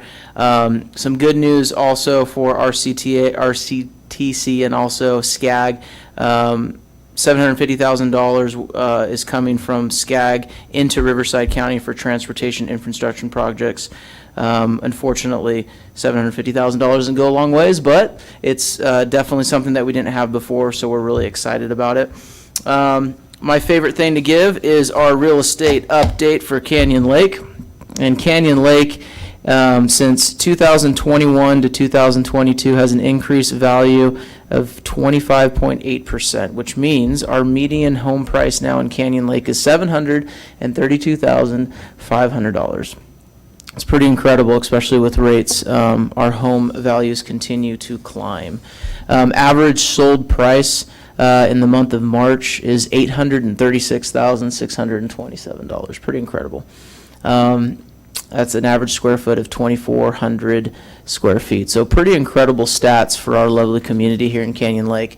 I want to remind everyone, since our council meeting is going to be May 11th as opposed to May 4th, on May 5th, we are having the National Day of Prayer, and the city, some of us from the city will be at the Canyon Lake Community Church. We're excited to support this, be there, pray over our community, over our county and state and country. It's a phenomenal event, so please, for those of you that are listening out there, if you can make it, reach out to us. We'll make sure that we get you the information. Other than that, I think we're good to go.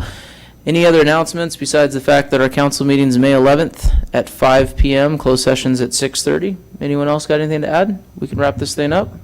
All right. We're going to adjourn the meeting at 9:22. Thank you, everyone.